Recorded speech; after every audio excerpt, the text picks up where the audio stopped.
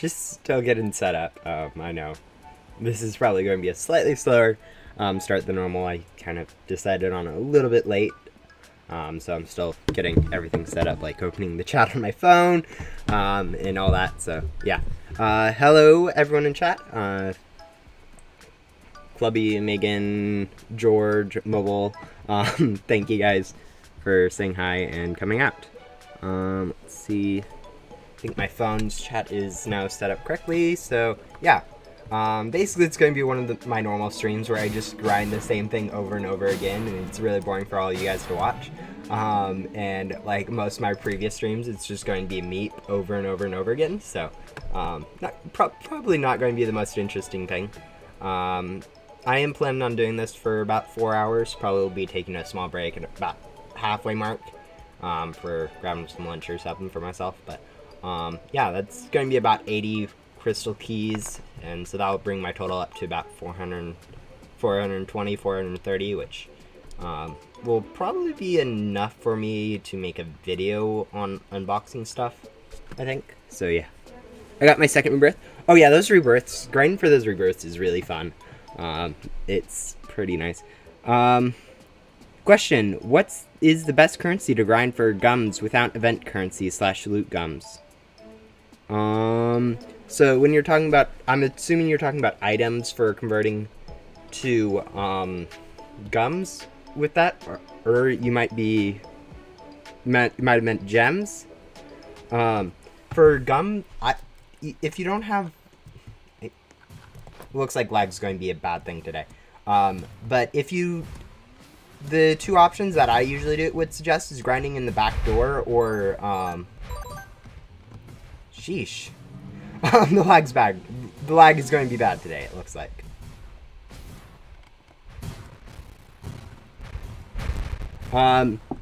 Boring to watch? I just usually leave on as background noise and such. Yeah. Yeah. Ooh, hopefully this lag goes away. This is like, it isn't even like, this isn't even normal lag, it's just kind of extreme lag. Okay, we're kind of just going to die, aren't we?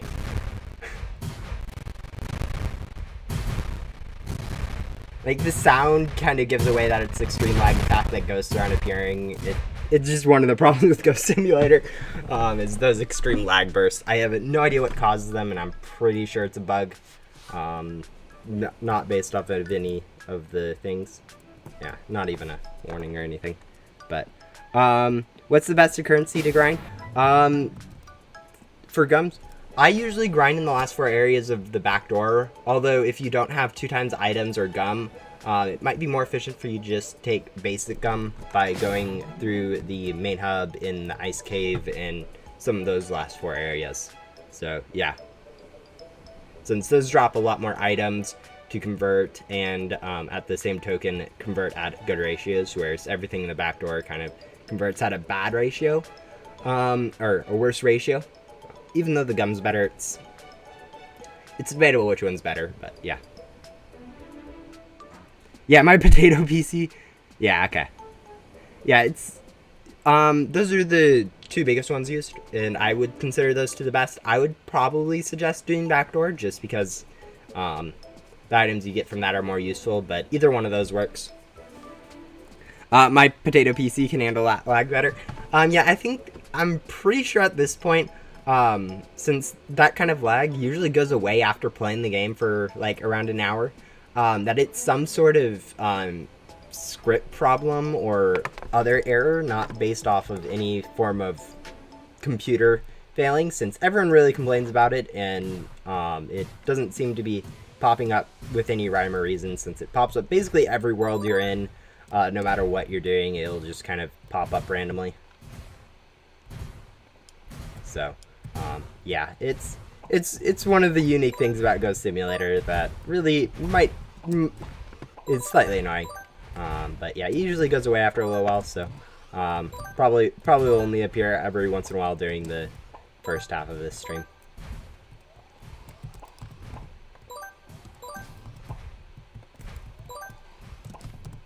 Welcome. Yeah, thank you for coming out to the stream. Hello, Maureen, or however you pronounce your name. But yeah, just basically going to be meep grinding just like this for the whole 4 hours, so don't expect anything crazy, crazy exciting going on. Not doing like a speed run attempts or anything like that.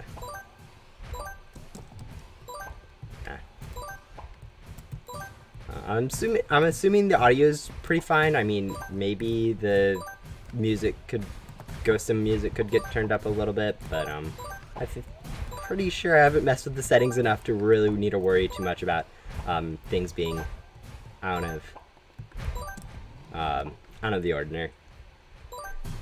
Why don't you use Overcharge perk for Dungeon Ghosts? I do, just in the first and third room. So, yeah, it's... You kind of have to wait a minute for it to cool down. And really interrupting the vacuuming, since I'm vacuuming very quickly, it really doesn't make sense to interrupt vacuuming to overcharge. Let's get rid of these ghosts before the lag spike, since that lag spike is going to be coming in the next 5 seconds, and I don't want to deal with it.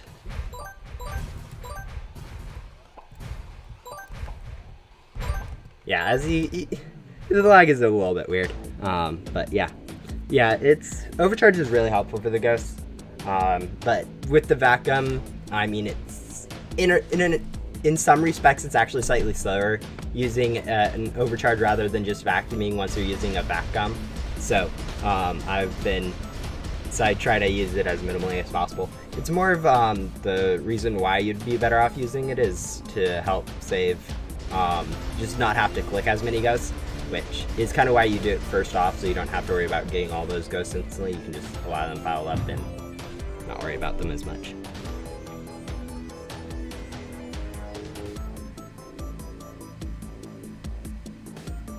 Oh yeah, Yoko. Yoko is one of the longer quest lines, and alright, let me organize my inventory first so I can actually do stuff. Scroll down a little bit, and there we go. Yeah, now that we have our inventory organized, we don't need to worry about forgetting stuff too much. But yeah. Yeah, Yoko is one of the longer quest lines. The reason why I'm fine with Yoko is because of how it's balanced for both free-to-play and play-to-win. So it's not really something I consider to be too big of an issue having to grind for Yoko. Although it is one of the longest quest lines in the game currently, so I can see people really not liking it and all that. But the fact that, unlike the backdoor grind that the grinders, people with game passes, really really don't mind, while everyone else complains about how long it is and how rare the items are. That's quite unbalanced for everyone, so that's kind of where more of my problem is with the rebirthing. But yeah, so many things.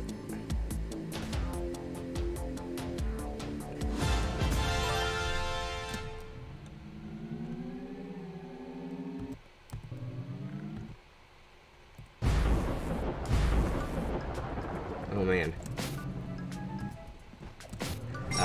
There's the lag again. You can see that it really isn't based off of any rhyme or reason. It's just kind of happens. But so many things I like. OBS Studios, auto use, webs. Yeah, I really don't use too much. I try to stay within my box of stuff I know. So I'm not really exploring to find too much stuff.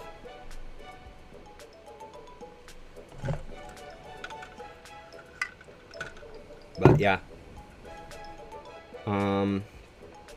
Anyways, we're already up to about 300,000 emeralds. I know I could probably be using loot gum instead of instead of the vac gum for these grinds, and that would help my emerald count out a lot. But I think 300,000 will be more than enough to get everything I want from the event. So we'll not really worry about that too much. I know there's been people that have grinded over 1 million worth of emeralds from the event, and it's quite ridiculous to think that people have done that much more than me. I know I'm not really the most grindy person in Ghost Simulator, but at the same time I'm not that bad, so this fact that you see people with over 10 times the time put in as me, you can really see how much they really play. Oop. I don't think I overcharged at the beginning of this one. As I said before, it really doesn't make too big of a difference. Seeing how Vac Gum will instantly vacuum basically everything anyways. But yeah.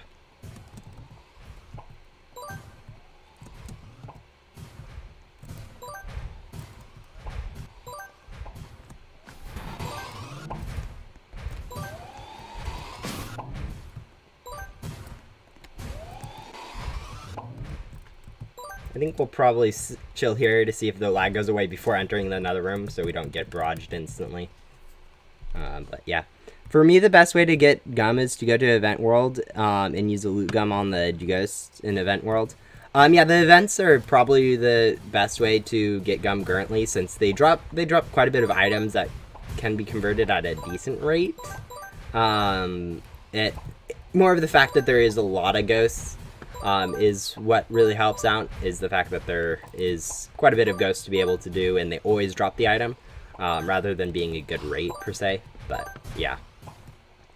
I don't know if it's the best way to grind, especially considering if you have game passes in gum, there might be better ones, but the fact that they give ghostly instead of basic is also a big plus, I would guess. But, yeah.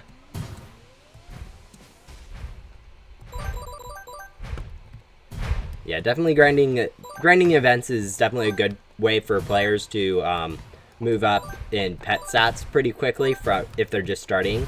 It's not really the best thing for older players to be doing to improve, but it is also limited stuff, so that's pretty nice. And there goes my gum since I didn't overcharge at the beginning and was kind of chilling around after the first room. But yeah. It's not like it really matters too much since I have the multiple streams, so you can deal with the ghosts about the same rate even without Vac Gum. I got 2 mythical bow gums from grinding. Yeah, I still haven't gotten bow gum, but the mythical bow gums are definitely really cool to get. They're limited, so it's going to be cool to be able to flex them later, and at the same time, it's just something fun from the event in general, which is definitely cool. And the uniqueness of it is pretty big too. But yeah, can you try to get 500k emeralds? I don't think I'll be trying to get more emeralds at this point. I think once I hit like the 200k mark, I was basically done with the amount of emeralds I was carrying to get. But yeah.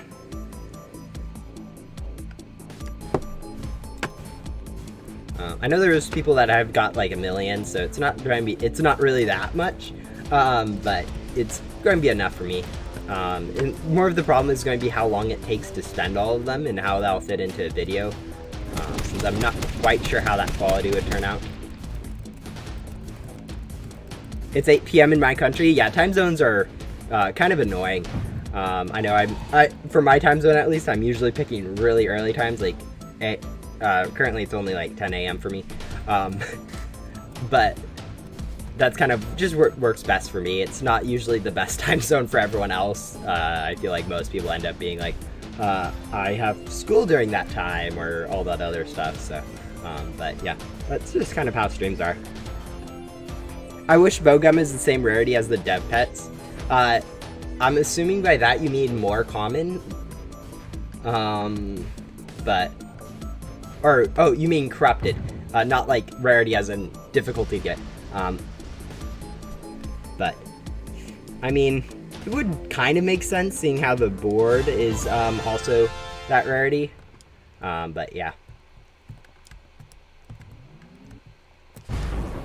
It kind of makes sense to leave it as a normal rarity so they don't have to mess with how hard it is to get. Since if they put it as corrupted, they'd probably have to make the rarity of it quite rare, just to match other corrupteds or classifieds or the other gum rarity, but yeah.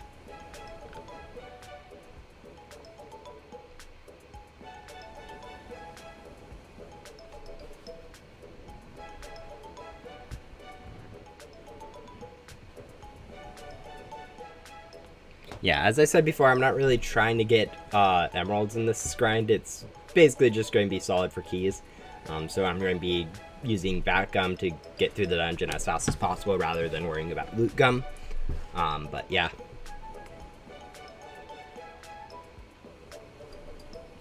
Maybe I'll use a little bit of Loot Gum and mix it up a little bit, but I don't think I will, seeing how the more I mix it up, the more likely I am to forget certain steps of the grind. But yeah.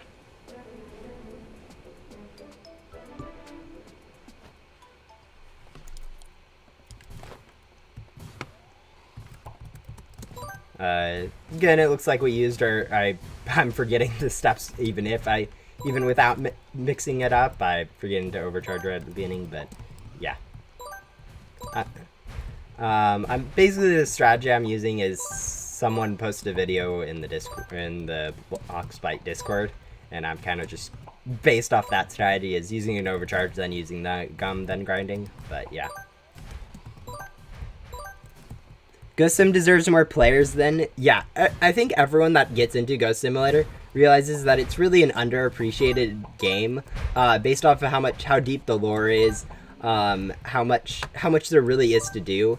But that's kind of why it's underappreciated, is because there's a lot of stuff that you do have to do, and a lot of game lore that you have to understand that really many people don't quite get. So,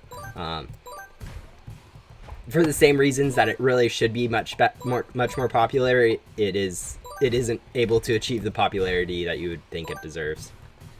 But yeah. Doop, doop, doop, doop.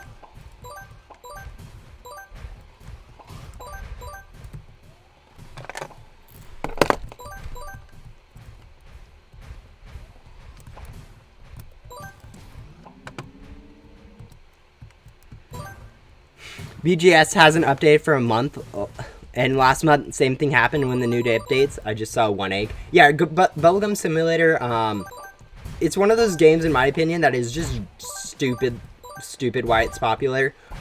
Really, since the first Christmas event was the last time it really had any sort of depth to it, in terms of gameplay or anything like that. So that's been like over 2 years I think now since it was last good, which is a long time in my opinion for a game to be striving. Just a lot of Roblox games just live off of having a very, very basic gameplay and nothing fun in it, but it's just because they keep adding just stupid content that people are stupid cheap content that people can access is kind of why. I have no idea. But yeah, it's BGS and MM2 are some of the games that are really, their popularity is really undeserved. And I have no idea why they're still up there. It's quite annoying, in my opinion. Especially since MM2 itself breaks some of Roblox's terms of service. But that's a side matter that I don't think I'll be getting into. But yeah, MM2 or Ghost Simulators are really good game, and even if it has lore that really no one has cared enough to figure out, Mackie, one of the developers, was saying in the Discord how there's still some undiscovered lore about telling people who the random green girl that pops up is, and also who the Rebirth NPC or Reaper is. So currently there is a lot of lore in the game that no one really has cared to read from the dialogue, which kind of shows how much having that depth of lore really isn't something that people care too much about, which on one hand is kind of annoying for the devs to be making all this lore and no one to actually be reading it. But yeah. How many keys do you have again? 2 more than what I have in the picture, or I guess 4 more now. But yeah. So about 357.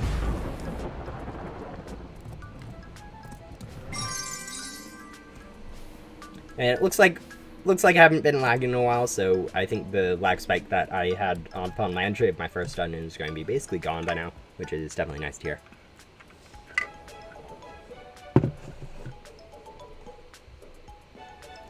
Oh no, that does not sound fun. I'm not a doctor, so I don't know exactly what it is, but that just doesn't sound fun. Hopefully you're getting that looked at and getting it solved, because that infections and stuff like that are pretty dangerous. Yeah, it's MM2 is just, oh, it's awful.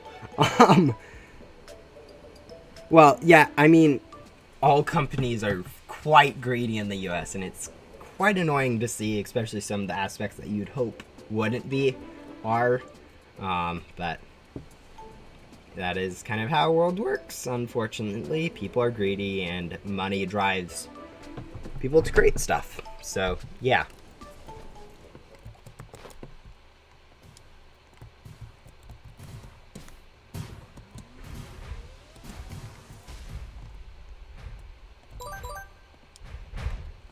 Basically, any aspect of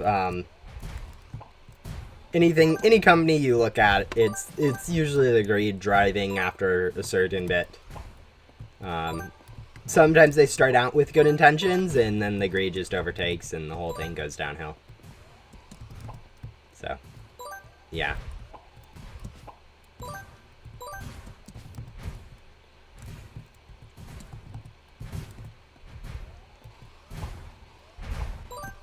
Yeah. At that same time, a lot of the events in Roblox are quite weird. I really haven't been paying attention to the events since like last egg hunt. I really haven't been doing any of the Roblox events since I really don't care too much about Roblox in general.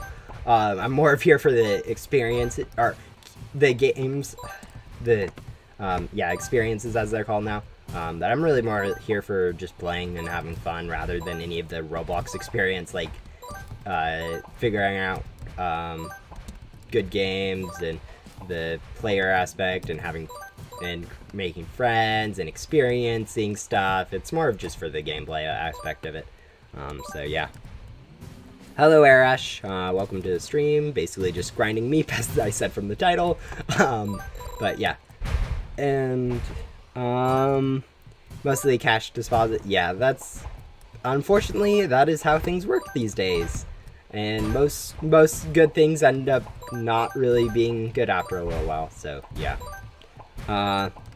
Hello. Honestly, I found the Metaverse event fun. Yeah, the Metaverse event, I definitely thought it was better than what I thought it would be. I was expecting it to be much worse than it actually was. So that was definitely pretty good to see that it was actually pretty good. It helps that, my nose itches. Despite it replacing the egg hunt, it actually has usable-ish, stuff for people to use, so the cosmetic stuff that you get from it actually look good. The fact that you didn't have to worry about getting everything in it each week also quite helped. The fact that it kind of had some competition aspects to it was a big plus. So I think as a whole, it was actually quite good. I didn't play it, of course, but I can definitely see why people would enjoy it and why it's actually a decent replacement.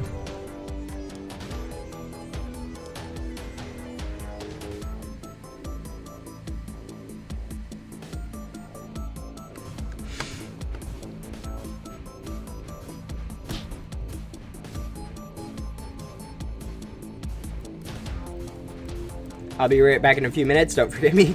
Okay, stay safe, George.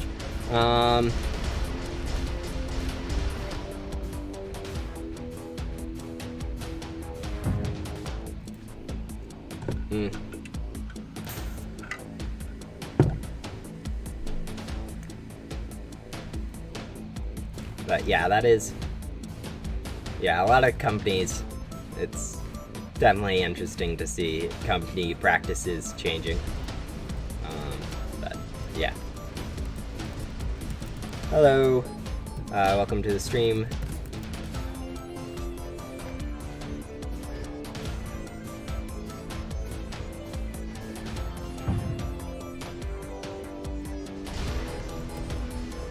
But yeah, this should be, I think, the third Meep I've defeated. I think I don't think it's the 4th, although at this point in time I've kind of probably lost track already, seeing how it's all starts to feel the same. But yeah.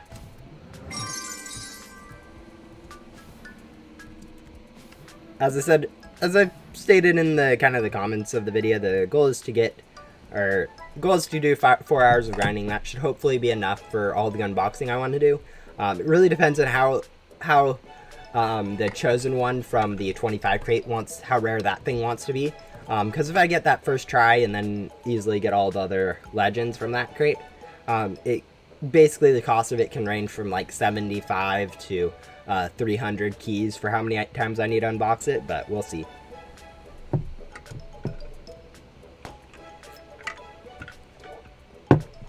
I've seen some of your vids and it helped me a lot.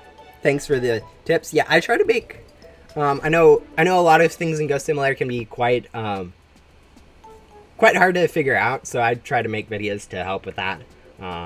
It's just one of the things that there aren't really many Ghost Simulator YouTubers covering, is those different aspects of Ghost Simulator, like where to grind, tips for how to play the game, and so I like to actually fill that content, since that is actually some of the content I do enjoy from games, is the harder to understand aspects of the game and showing people how things work. So yeah, that's definitely thank you for the compliment. I'm definitely glad to be able to make that content.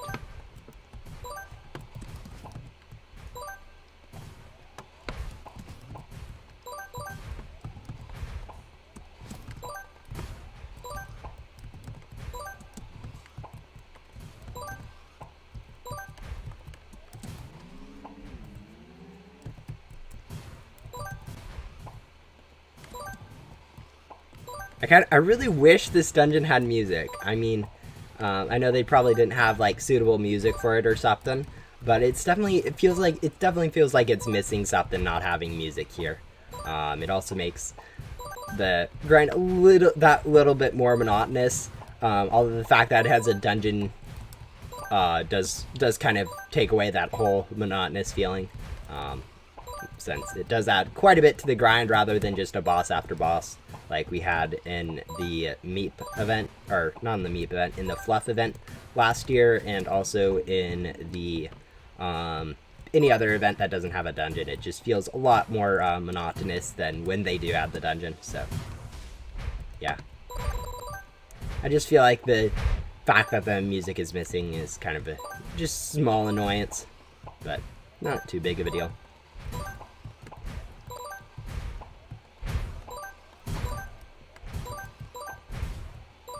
It makes it feel longer and boring. Yeah, it would help out the experience a little bit.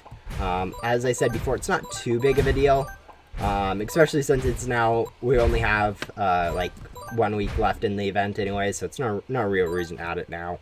But yeah, try to speedrun the dungeon later. That would be fun. Lol. I'm already basically going as fast as the dungeon allows, since you are limited by the time it takes for ghosts to respawn, and then also by how long it takes to transfer. So I'm basically going as fast as possible to this dungeon, since as long as you aren't stacking up to 8 ghosts at a time in a room, you're basically going at the same speed. Hello, SJ, welcome to the stream.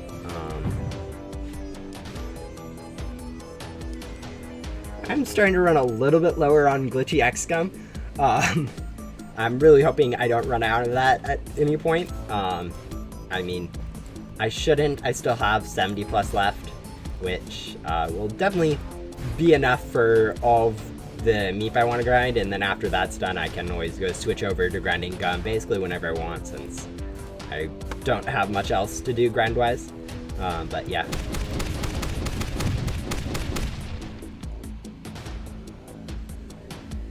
Yeah, speedrunning stuff is pretty interesting.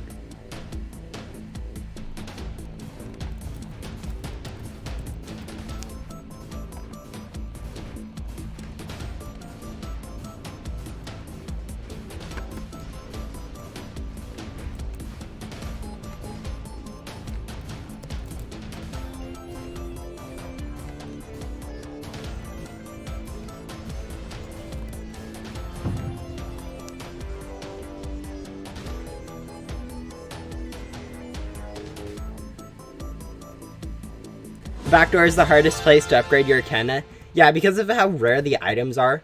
For people without passes in the gum, the backdoor can be is probably the hardest thing. I've suggested a pretty good balance in my opinion, a pretty good balance. It might not be really a good balance to the backdoor, since currently it is quite unbalanced in terms of people who are grinding with and without game passes. Since with having the 2x items game pass and enough gum to get through it, I can basically go through the back door in about an hour, all the way from antenna level 11 all the way up to antenna level 20 in an hour flat, basically.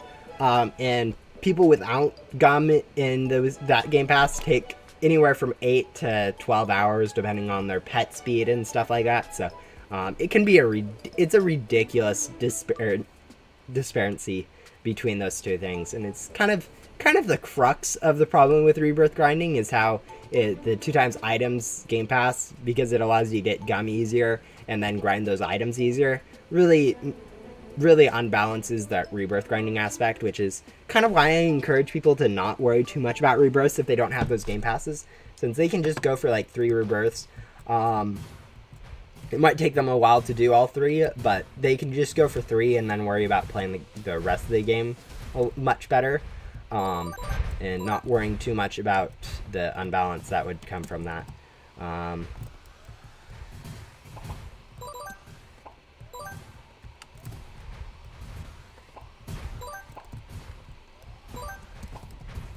Did you make a speed rebirth video? I forgot. I mean, I made a video explaining how you would get through a rebirth as fast as possible. It wasn't really the best quality. There's people that have definitely developed better strategies, or more, not really, or developed more developed strategies. Mine was really more just work on one thing at once, and here's how you can get through as fast as possible. Whereas people have actually developed like step-by-step strategies on what to do. So yeah. Mine wasn't really the best video, but I did outline some of the stuff that you need to do to rebirth, so yeah. Boop, boop, boop. And I know I used the wrong gum this time around, but I don't think it's too big importance as long as I'm not misclicking too much. Since we seem to be making about the same speed that I normally would, even with the vac gum. Maybe about a few seconds slower, but not too big of a deal. But yeah, definitely using loot gum and or vacuum during this dungeon can really help speed it up.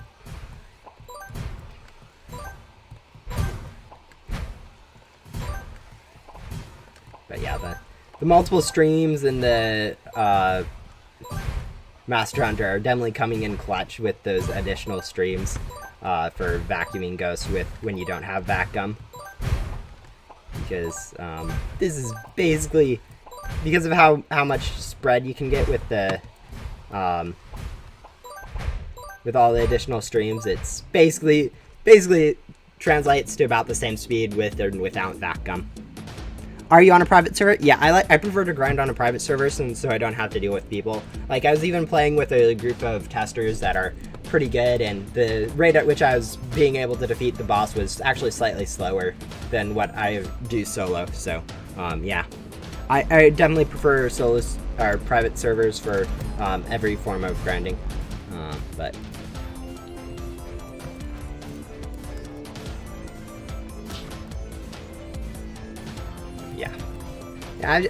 I'm not really much a fan of playing with other people in games, which is kind of why I like Ghost Simulator a lot, because it allows you to play the game without worrying about other people. You can basically play by yourself through the whole of it. But yeah. Do you have tips on how to upgrade antenna faster? If you're talking about backdoor, I mean, you can, if you have gum, use it. Using loot gum can really help you increase your the time it takes, or decrease the time it takes to upgrade. And if you don't have gum, you can actually go grind ice tusks in the ice tundra, along with some of the other areas in the end of main hub to get some basic loot gum to help you grind a little bit faster. But yeah, antenna parts, it's one of those, upgrading your antenna is one of those things that really there isn't much you can do to improve your speed, so you're kind of stuck with just grinding it out. So yeah, I do have gum, but it still takes too long. Yeah, if you have enough Robux, buying the 2x items is actually a really good investment in Ghost Simulator.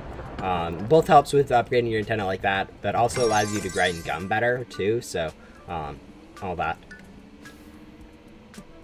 But other than that, there's really not much you can do other than just grind.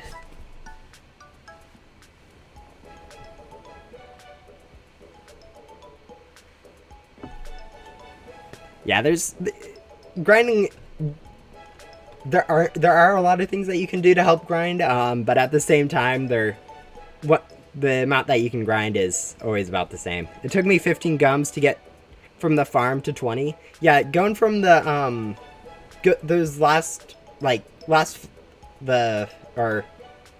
the first 3 of the last 5 antenna levels, from the farm, spaceship, barn, and then getting from the barn up, or from the barn to the data stream, those are probably the 3 hardest antenna upgrades.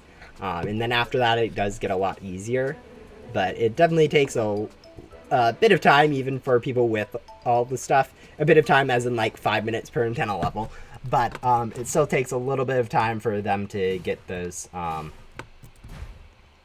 So we'll try using the X gun later and then using an overcharge. But yeah.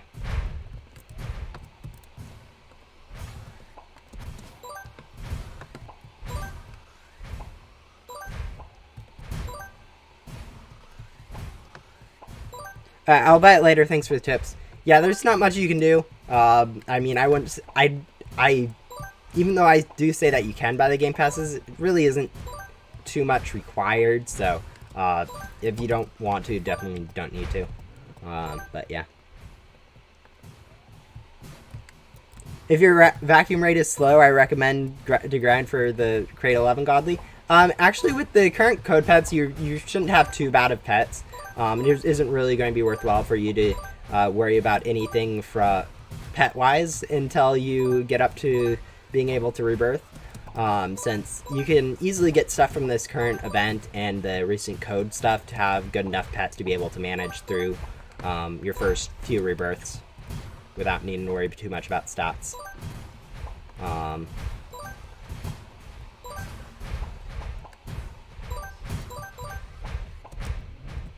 But yeah.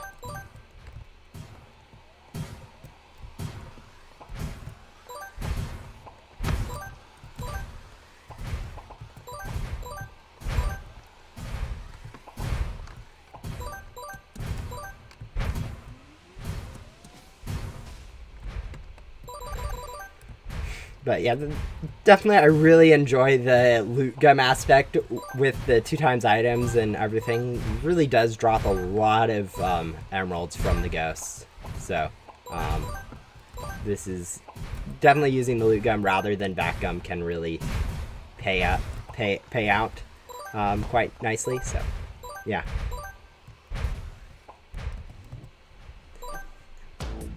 Snazzy Pet is worse than Mushy Bow. Sad. No, yeah, it's interesting to see how the code pet from Bow is worse in stats than the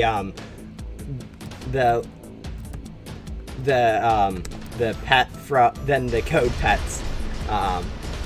So yeah, that's pretty interesting.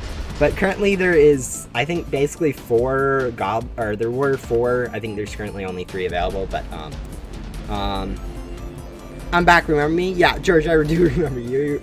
I don't get that many people that I forget people that quickly. If you talk next stream, I'll probably have forgotten you. But yeah. Nope. For now, I'm good. Here, who remembers when it was so hard to get the tier 3 crate? Yeah, back when the game first released, I I really was never here for when it was just main hub in the Ghost Simulator, but when the main hub was all there is, those crates were, oh man, having a legendary from the crate 3 was like, you were rolling with those magic bunnies. But now the game's changed so much that having a cosmic wing isn't actually too rare for people to get. And how if you were a dragon, you were a legend. Yeah, unfortunately I joined after that time in Ghost Simulator. I really only started like out once Underseer pets were available. That was like, and so I really never understood the lower stat pets, or never really cared too much about the low stat pets from the main hub, those crates. So yeah, it was. That's definitely was going to be a weird point in Ghost Simulator's time with where those crates really gave you good pets and you had to cherish each one you got. But yeah, Overseer, sorry, and those stat pets really did change the game quite a bit. Hey, I have a question. You know, when you get Agent Blaze Wilson's, is that his pet rocks, or whatever? How to get?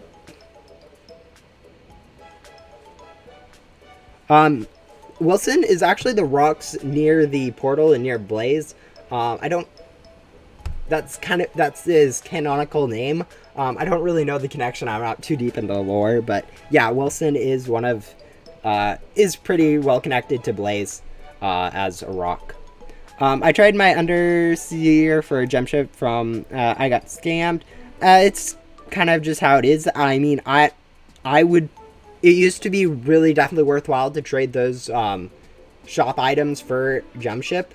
I did at one point traded for a gem ship with a item like that, and that was actually how much gem ship was worth way back then.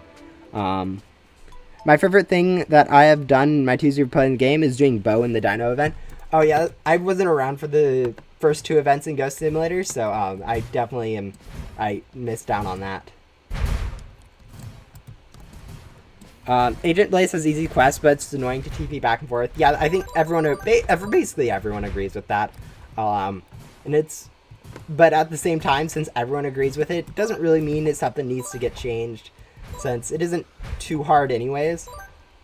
The fact that it is balanced for everyone does make it not really be one of the things I'm too concerned about, at least. Because it being balanced for everyone doesn't really change too much, but yeah. I know, I saw you, Theo, or D8, or whatever you prefer to be called on YouTube. Agent, yeah, hello you guys.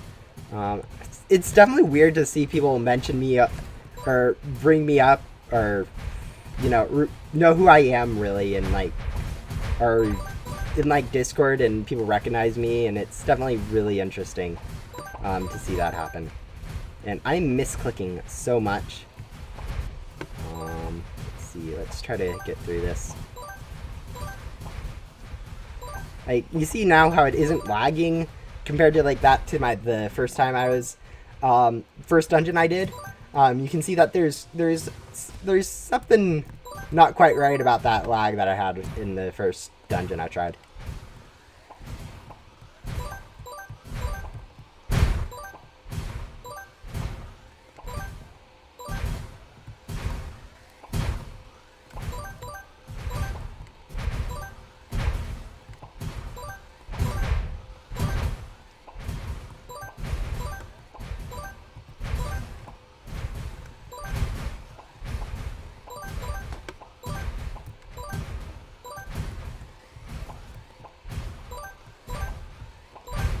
There you go.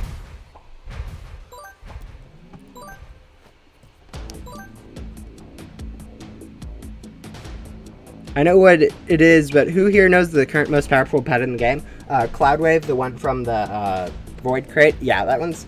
it's quite rare, and because of that, it's actually worth quite a bit. Although, because it is classified and always obtainable, it is actually probably worth less than it is rare, just because it can only be unboxed basically at the same speed for everyone, so it's not like the grinders have a huge advantage on it.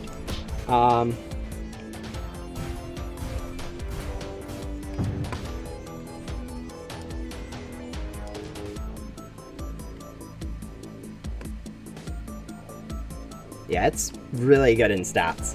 I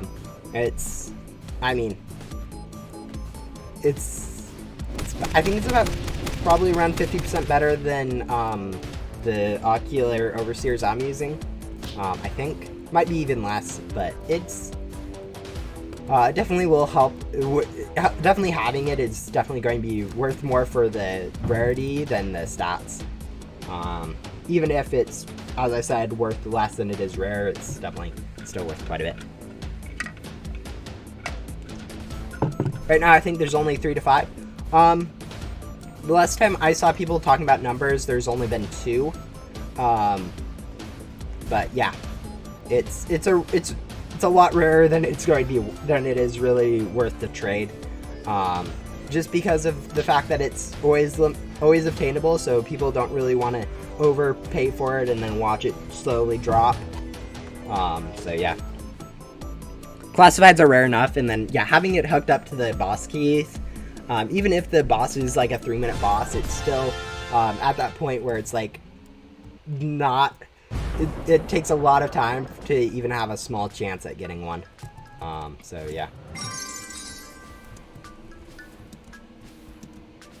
Yeah, Vic and one other person currently have it, and Vic traded for it, which definitely traded quite a bit for it, and as the value slowly drops, it's definitely not going to be worthwhile later, but for now, it's probably a decent trade for him.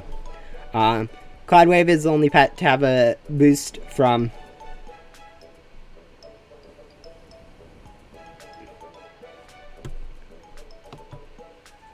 $701.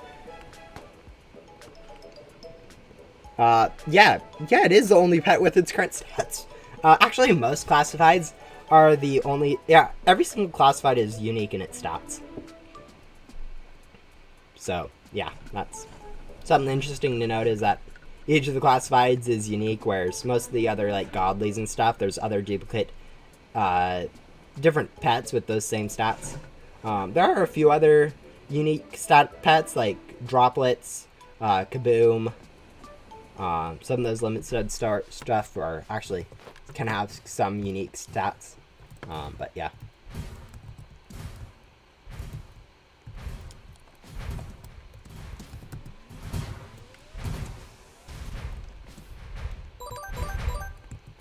Imagine pets with 3 times the stats. Yeah, currently, back when I started playing, like, stuff like, I really got into the game, Prism was, like, probably the best pet available, and so now we currently do have pets that are 3 times that in stats. Usually, best attainable pet, though, was considered musical at that time, so that was usually what people were rocking, but yeah.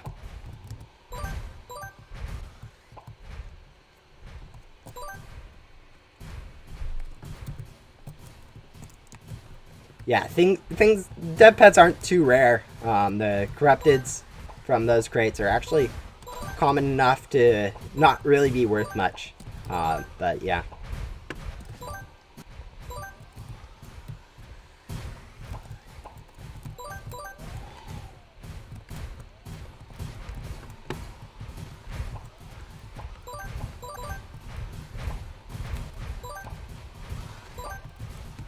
Definitely, you have to focus a lot more when using loot gum versus compared to X gum, since with X gum you basically instant vacuum, so you don't really need to worry too much about missing a click. Whereas with loot gum, it's a much bigger deal when you end up missing those clicks. But yeah, my nose is quite itchy today. It's definitely interesting.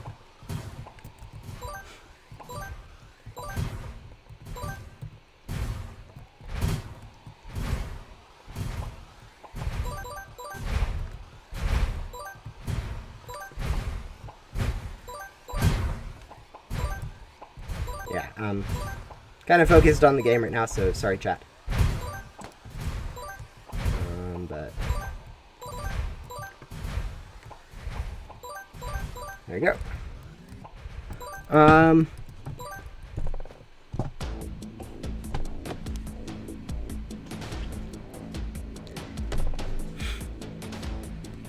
What can you trade for Cosmic Star right now, since it's not as rare because it's a gem pet? Some of the rarer limited store items that really aren't, that can go for a Cosmic Wing. I mean, yeah, Cosmic Wing isn't too bad in rare, isn't too hard to thing. The thing is that because of its stats, it is actually worth a bit more than you would think based off of its rarity, which is weird to say, seeing how I just said Cloudwave is worth less than its rarity, despite having good stats. The fact that Cosmic Wing is really good and the people that have it really can use it quite a bit is definitely something that you need to take into effect. Imagine if you could open pets with Ecto tokens. There is a gem converter for where you can convert your Ecto tokens to gems. So yeah, you basically can. So yeah, I'll be converting all these to gems to hopefully get some good stuff. Probably definitely get some of the gem boards. I'm probably still going to be missing the billion one just because I don't have enough rebirths to really be able to grind too efficiently. Since those tycoons that you can get from rebirthing are really helpful.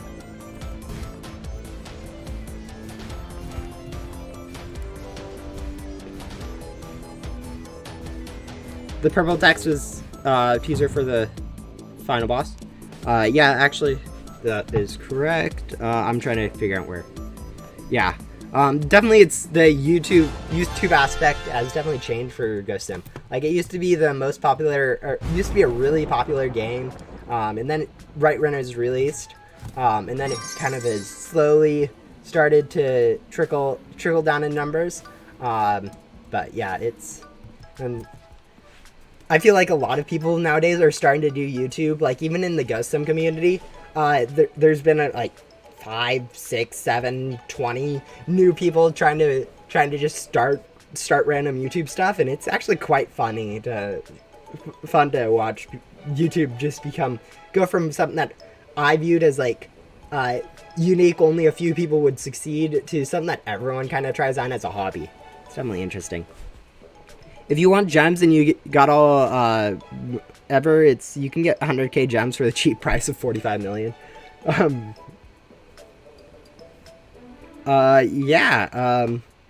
That's actually not a bad way to convert, seeing how I have actually quite a bit of those. I don't think it's 100k for 450, or 1k for 450k. Sorry, just doing some mental math, but yeah, your English is right. Those rates, most newer players really don't understand why the rates are so high.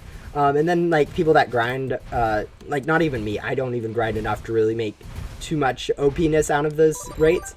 But the people that have those really good pets and are grind a lot, those rates are actually, for them, are actually quite generous in the amount that they give you.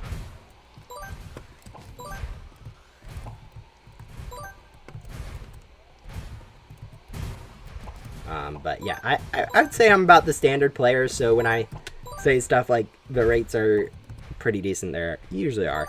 I've been on YouTube since 2013, only started to use it a lot more in 2016 and started uploading in 2019.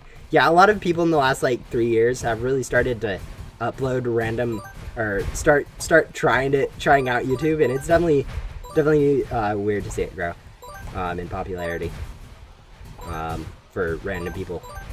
So yeah.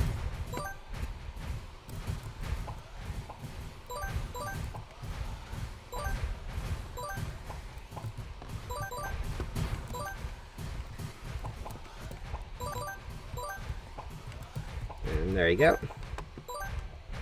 That's not good. All right, I'm gonna head out. We gotta go watch a movie with my friends. Bye.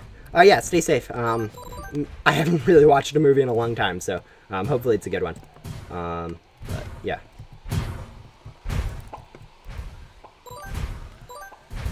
Let's try that.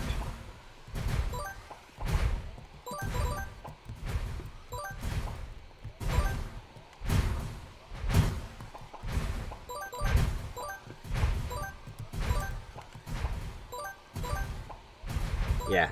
One of the things that is kind of weird in Ghost Simulator is the fact that the gem drops that you get from Ghosts have basically always been useless. Yeah. It's never really been worthwhile. The gem drops from Ghosts have never really been a solid way of grinding for gems. My exams got over yesterday, and summer vacation starts on June 17th. Oh, nice. Yeah, I'm still in school. Currently, I think I have about 2 weeks left. 2 weeks. Two or 3 weeks left of school. So that's definitely going to be nice to get done with for the year and have summer break. But yeah, it's definitely getting to that time where you're getting done with school and it's starting to get close to summer. It's been a weird year, for sure. I mean, I somewhat enjoyed it.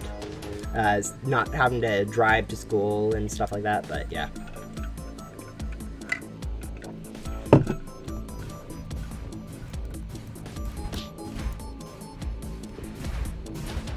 Best way to farm gems?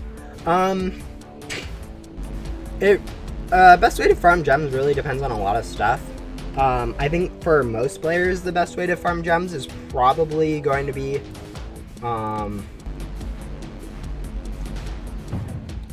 not worrying about it, in a sense, but definitely going for like 10 to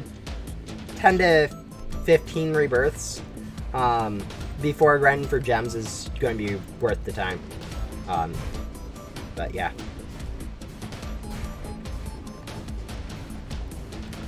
Yeah, there's a lot of different ways that you can grind for gems in the game, or at least two main ones. Does the Void give gems? Yes, but not really at the rate in which it'd be 100% worthwhile to do. So yeah, not the best rates to be doing in the thing, since you can't actually use X gum or gem gum to increase the amount that you sell for, and the rates are technically a little bit lower than your main hub converting.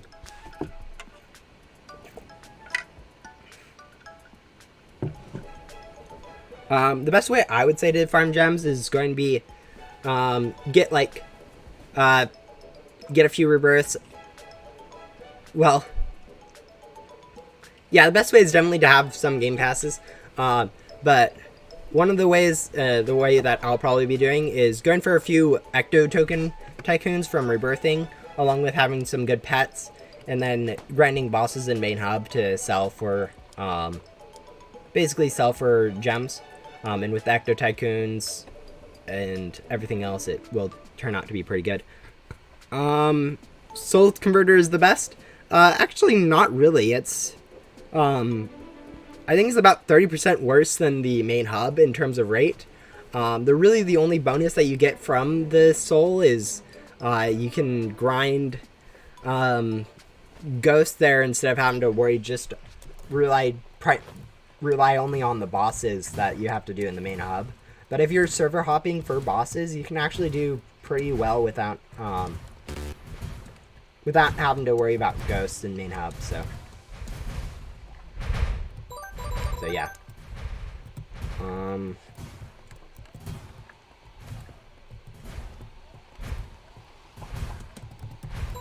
see.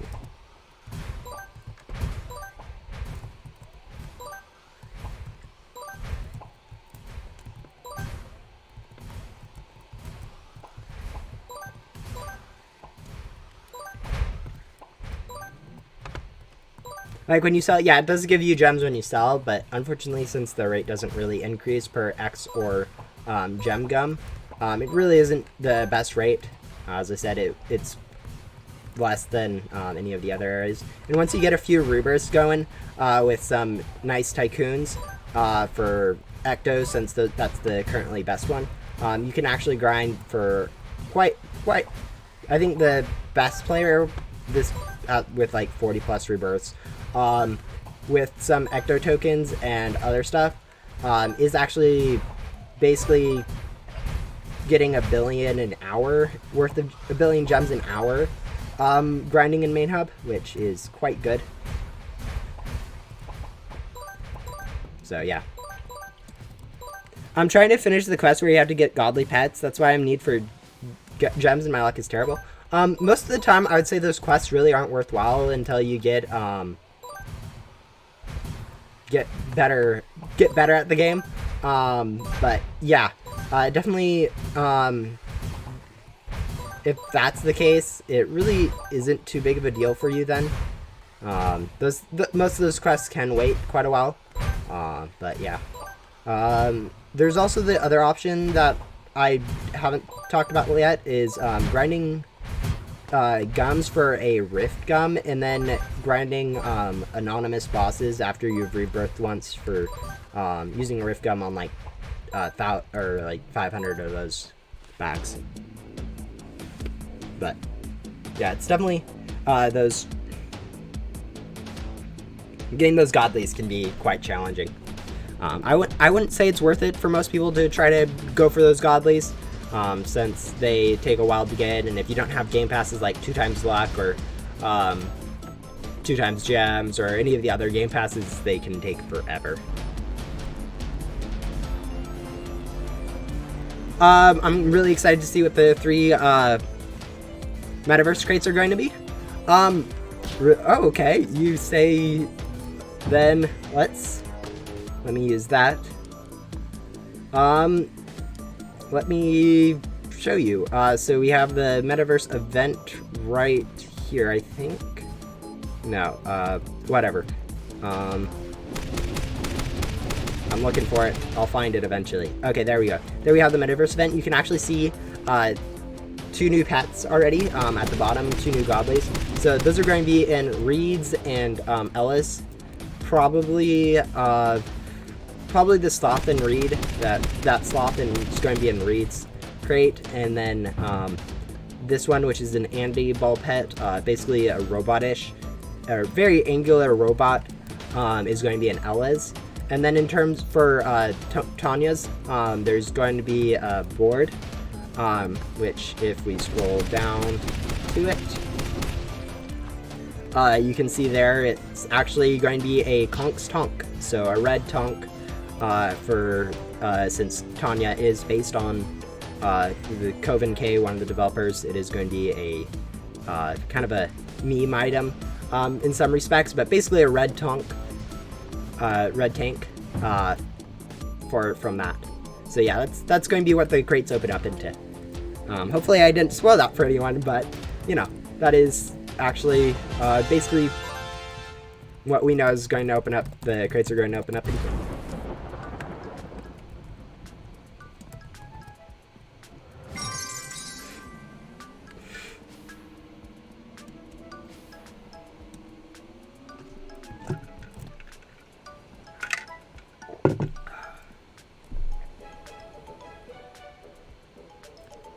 But yeah, also based off the numbers stated in the update log, you can see that there's 5 pets, 3 boards. 2 of the boards were going to be store items, seeing how this one will be replaced soon. And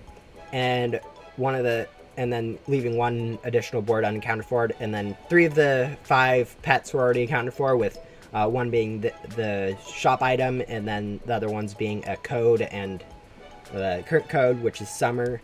And also the one from Bo. So that's also another place where numbers came from.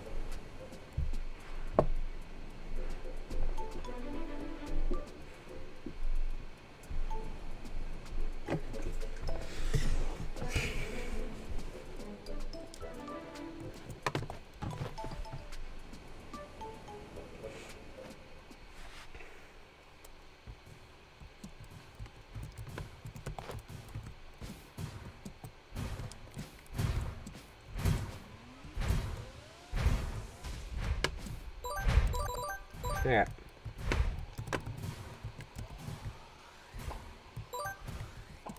Yeah, I've kind of switched over to using loot gum since there's really no reason not to, since I'll be able to convert any extras to gum at the end anyways. Even if it is just Ghostly can actually be somewhat helpful if I ever run out of glitchy, especially like X gum, since I am starting to run a little bit low on glitchy X. But yeah, also why not?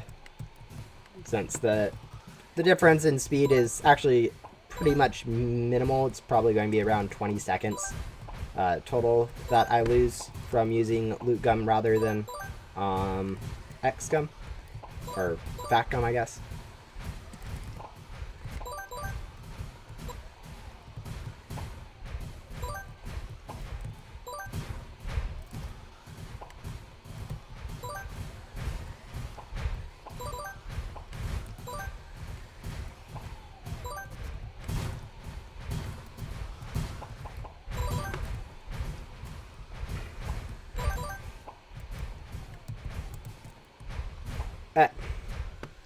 Yeah, I'm trying to focus a little bit on the dungeons. I know I'm not being the most efficient, but yeah. I think Ghost Simulator's been doing pretty good. I feel like there are small tweaks I'd like to see in Ghost Simulator in the near future. Definitely a few bugs that do need to be patched sooner rather than later. Like ecto bits being broken, the currency for backdoor. The tycoon for it is actually currently, it's been broken for basically since rebirths were added, so that definitely getting that fixed would be something I would hope to be top priority. But yeah.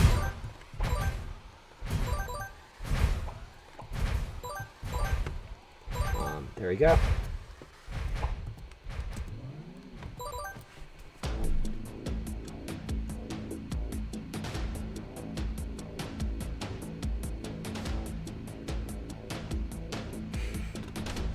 But yeah, definitely enjoy Ghost Simulator. It's definitely going to be nice to see where it grows. And also the new game that the developers are going to be working on due to the accelerator program or whatever. One of they got a Roblox thing so they're going to be making a game over the summer. So that'll definitely be interesting to see what that turns into. I mean, I think the only thing that's been leaked regarding it is that it's not going to be a simulator, which really doesn't narrow it down too much. But it's definitely going to be an interesting game for them to be releasing. I would guess it's also not going to be at all related to Ghost Simulator, so that's definitely going to be nice to see what that finally is when it gets out.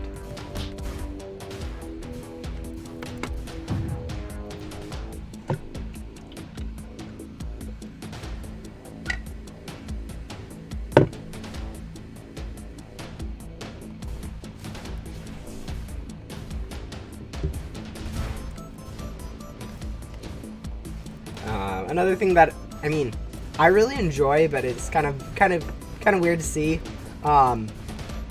is how much the Meep's attacks really don't do much. Like, I think there's only one attack currently that can hit you when you're standing right next to him. The ones that have the miniguns either that aim towards the walls, since the bullets only explode on the wall, each of them is basically useless. The lasers, like normal, can't hit you when you're close up. And yeah.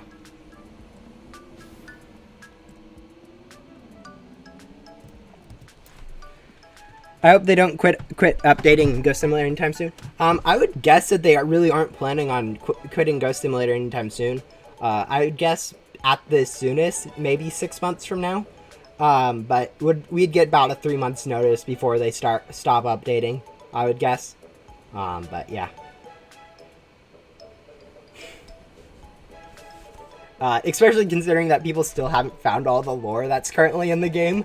It really doesn't make sense for them to end the game yet. They would have to reveal all their secret lore stuff first. Someone would have to find that out, and no one's currently looking for it. I'm thinking about doing some sort of stream looking for some of the lore, but I'm still not quite sure how that would work. Probably look something like 2 10-hour streams of just combing through all the dialogue, looking for things that people might have missed. Which I don't think that'd be too fun for many people. I think we'll go back to Vacuum, since I don't think it's really... I don't think I really needed much emeralds. I just kind of like supplementing a little bit.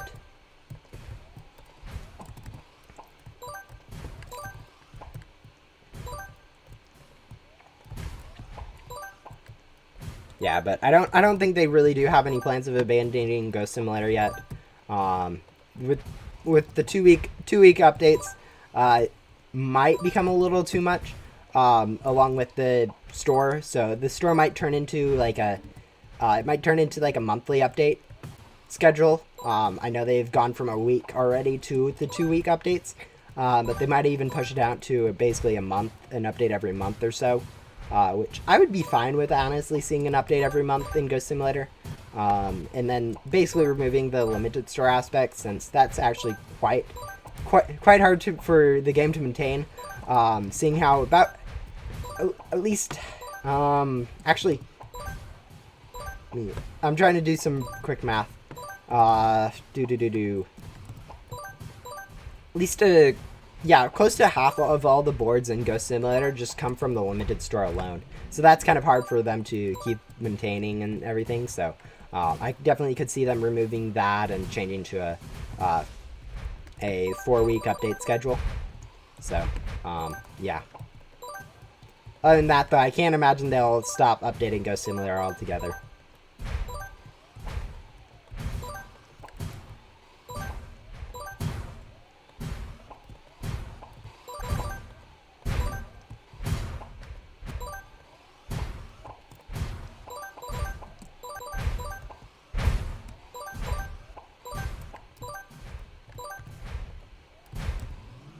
I do read text and know some lore that most people don't take a note of. Do you know who the hologram girl and the Reaper NPC, the Rebirth one, are? Because actually Mackie was commenting about how no one's actually noticed who that is. So I know you aren't really in the Discord, so you wouldn't have shared it. So if you actually know who any of those are from dialogue, Mackie noted that there is actually dialogue that points out who those people are. That'd be actually really nice to see if you know, because I never read the dialogue, and so if someone actually has read that dialogue, that would be really interesting to see. But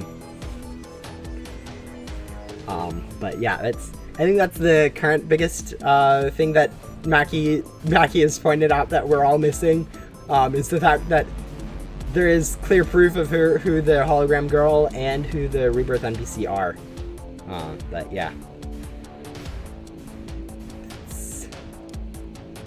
There's probably a lot more Ghost Sim lore that no one really knows either, too, so. And seeing how I've noticed that I'm actually one of the people who knew more of the lore somehow, even though I know basically nothing. Somehow there are people that know less than me, and I'm kind of confused in how that works, but yeah. There's so much lore, and I don't know any of it. Or I don't know much of it, and lore is half of what makes Ghost Sim, and seeing how that most people really haven't cared too much about it, even though the developers put a lot of time into it, is kind of interesting. But yeah.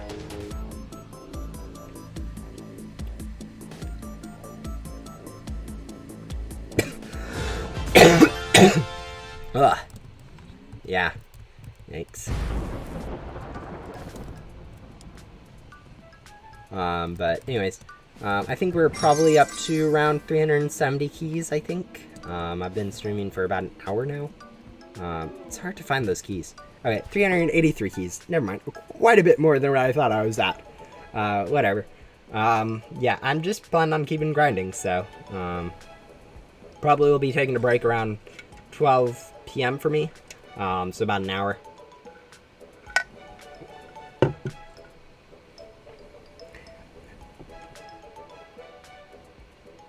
I would have to rebirth and go read all the texts again to find out who they are. Yeah, I think we're all in that same boat. I know there's a lot of stuff that I really haven't read. She did say it is one of the older ones, so probably either something on the developer's island, one of those smaller NPCs, Bo himself, or Rowan. Maybe Blaze. So Rowan and onwards would be where I'd look for the dialogue for confirming who the hologram girl is in the Rebirth NPC. And probably in the Void itself. So, yeah. That can probably narrow down your search a little bit. You'd also have to look into some of the uncompleted, like, when you go talk to an NPC when you haven't completed their quest, they have a different dialogue stuff that actually contains a lot of secrets, I noticed. One of the biggest things was I noticed while doing the Yellow Island, I think that's Diddy's Island in the Void, it literally hinted to the fact that the Void was not the end of the game. It literally, backwards and then with some letters misplaced, said, "This is not the end, more is coming," or something along those lines. So basically a big hint that the Void was not the end of Ghost Simulator, that basically everyone missed. Another one that you'd probably have to come through is David. That might be a big one that you'd have to come through for a while. So, yeah, there's a lot of dialogue that really no one's read. The unfinished dialogues from the NPCs is a big one that no one really does. And so, yeah. Definitely, I would say it'd take me probably around 20 hours of searching to find that kind of information. But yeah. Hello, B-Dog. Welcome to the stream. Basically just grinding Ghost Simulator and talking about random stuff. So, yeah. Basically your average stream that I put out. Nothing interesting really happens. But yeah.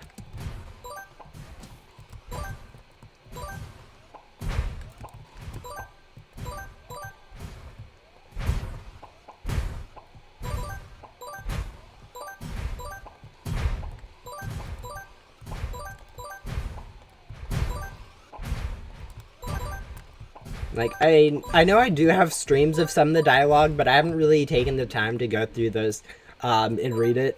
So I think probably what would happen is during the summer I'd take like one of my rebirths, instead of just speedrunning through it, I'd take like 20 hours to just go through every single quest line dialogue by dialogue. I'm sorry if that snapping is messing up with audio, but go through the dialogue, go through each of the NPCs dialogue by dialogue to see any of the lore I've potentially missed in the game. And that would just take a long time and would be probably a couple streams worth of content. Honestly, it could be an event NPC, but that would just be weird. Yeah, I think hiding... I don't think they would hide important dialogue to the main story of the game in the NPCs. And if they have... I don't know where they would have hit it. And most people have already gone through the dialogue, so I'd have to go open an alt basically to come through each of the quests myself to find it. And I don't think anyone's really worrying about that too much, so that would be really interesting.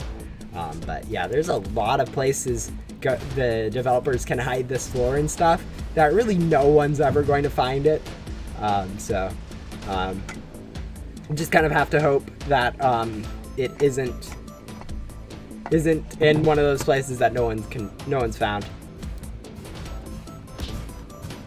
or especially hoping that it isn't in the event quest line, since there's really no way to go back and figure out all the dialogue for those. The best you can do is hope that someone has a stream on it, or some video covering it, and even then they spam through the dialogue pretty quickly, so you have to really be pausing it like so often to actually find it. I really hope those snaps aren't messing with the audio. I don't know why I'm snapping, but yeah, I am. But yeah. Anyways. In the Veterans event, though, the Ghost Worlds NPC has you find an item which can close portals. Yeah, that one, Tonya. Metaverse is one of those weird things that it's definitely its own side lore. Yet it's completely, it's weird. Since Bo, who is actually instrumental to the lore now, or has been for a while, there's a quote from him that basically says that the whole thing is weird. The whole metaverse for him is a weird area, and he doesn't feel right here. Even though, quote from himself, Bo belongs everywhere in game. Why doesn't he feel like he belongs here? And so, yeah, this event might have introduced a lot of dialogue hints for lore that everyone kind of missed. And I mean, I could go through my past stream and find that information. But I feel like that would just take too much time for me to go do. But yeah.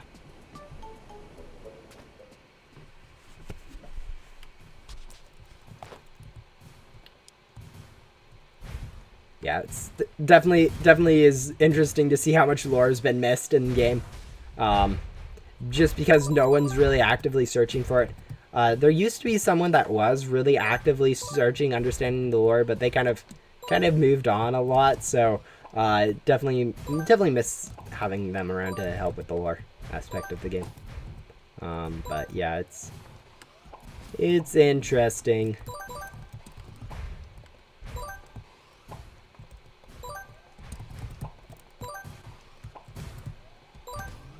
And I'm pretty sure I'm fairly sure they wouldn't make any of the side event lore really too impactful on the game lore itself, but seeing how I haven't read any of it, it probably is a big hit, contains big hints to the game itself and all of that in general. So there is definitely a lot of dialogue that people really haven't read or put together.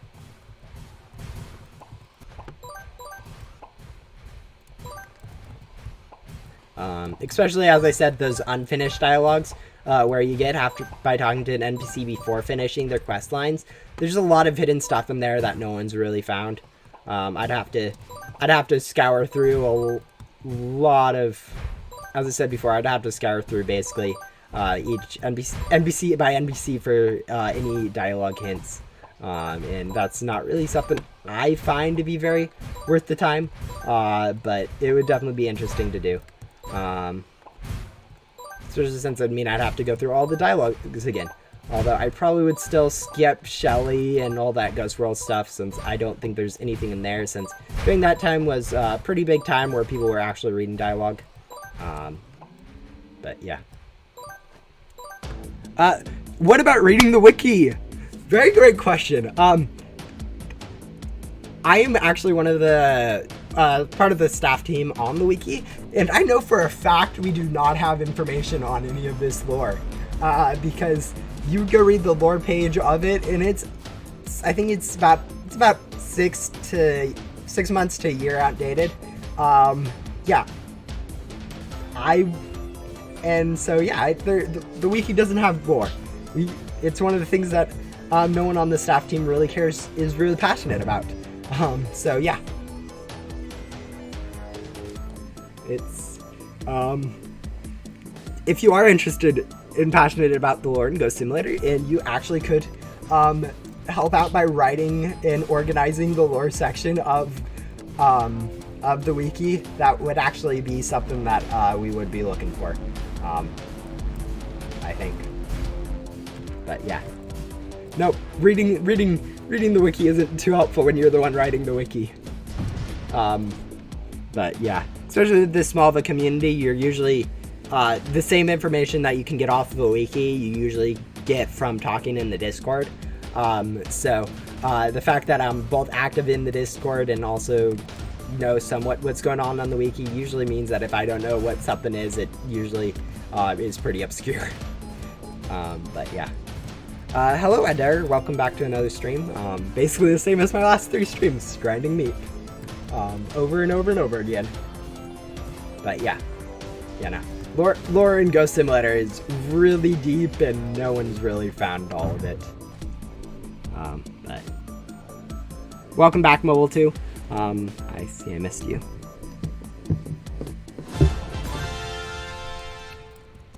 But yeah, it's basically been this for the last hour already. So about another 3 hours I'm planning on streaming. It looks like we leveled up a pet. So our Oculus Overseers are now level 10. And yeah, that's definitely interesting to see those pets level up. I wonder what these pets started at before I started the event. I could probably go back to like my first stream and go find it. It'd definitely be interesting to see how much levels they've gained since I've started grinding this event. I have Meep Pet in the hoverboard for it. Oh, nice. Yeah, grinding for that stuff is really cool. Getting those mythical stuff. Usually you can trade for them with a lot less than it takes to grind. But at the same time, it's definitely cool to have it. Like, I have Santa's Sleigh from that event. I kind of traded for it. But like grinding for those stuff is pretty cool. I think I also have Carrot Inferno. Yeah. And a few other things. But yeah. Yeah, that's definitely it's nice to grind for those pets and boards that you earn yourself.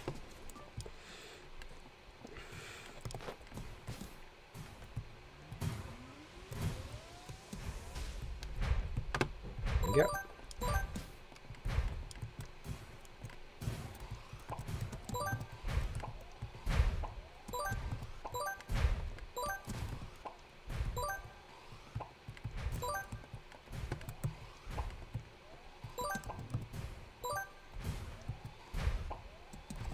Oh, I'm thinking I'm gonna go now. Bye. Yeah, okay, stay safe, Clubby. Goodbye. Yeah, it's... let's see.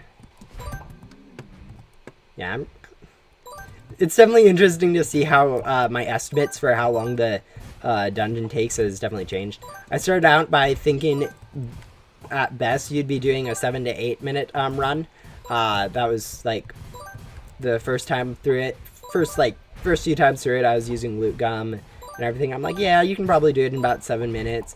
And now my estimate's probably closer to 5 to 6 minutes. And even then, it's probably a little bit on the higher side of a grind. But yeah, it's definitely interesting to see how the more you play a game like Ghost Simulator, the more you get better at it. Which, I mean, makes sense and is kind of how it works. But seeing the difference is still pretty... That's going to be a second ghost under there. But yeah. Greetings. Yeah, hello, Razvan. Or however you pronounce it. I think you said that was the correct. Or close enough or something. So we'll stick with that. But yeah. Hello.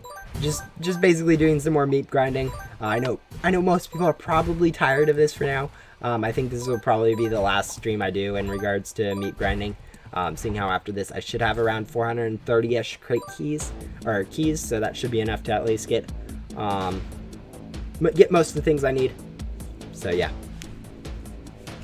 Do you have the meat pet? No, I currently do not have the meat pet, nor am I really planning on getting the meat pet.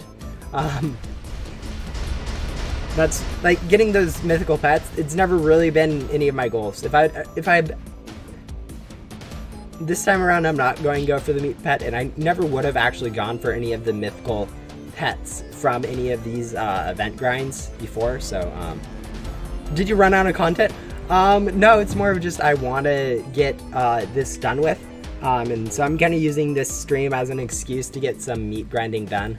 I have a bit more content that I really could do if I wanted to, but grinding meep is kind of the thing that I really need to focus on, since I want to get as much from this event as possible in terms of limited stuff. So yeah, if I run out of content, what you'd end up seeing would be just basically a gum grind.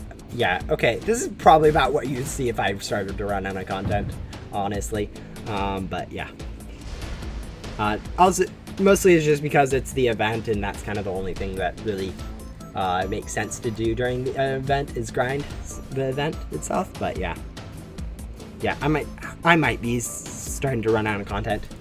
But I do have actually pretty good suggestions. If I read through the comments of my videos, I've seen a few good ones, like just telling people how they can grind for classified pets, or also I think another, what was that one?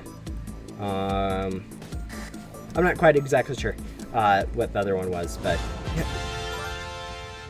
I know I've had like a list of like 5 or 6 things that video ideas that I had in my head somewhere, which I'm kind of forgetting now, but I've been slowly working on some of those video ideas, and still have a few more, but yeah. All right. Did you No, I actually did not. I don't really do the video stuff. Did you do the bow quest line in the metaverse? I did. Yes, I've already done the bow quest line. I did it on stream, on the update stream. So I think that was the like 2 streams ago, or 1 stream ago, however you want to say that. But yeah, it went by pretty quick. I think it was about 15 to 30 minutes of grinding, but yeah.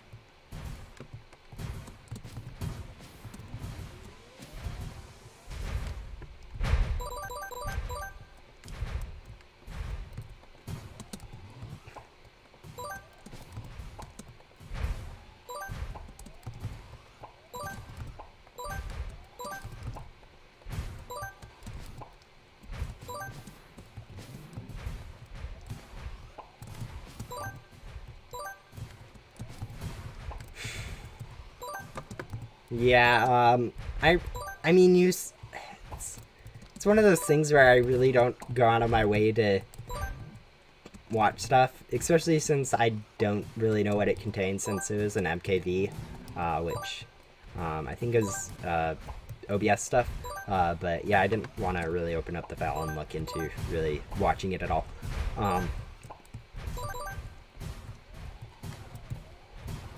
But yeah. Nah. Anyways, yeah. I am quite bad at understanding how to take compliments and stuff. So it's kind of one of those things that I get very awkward when people have stuff made for me.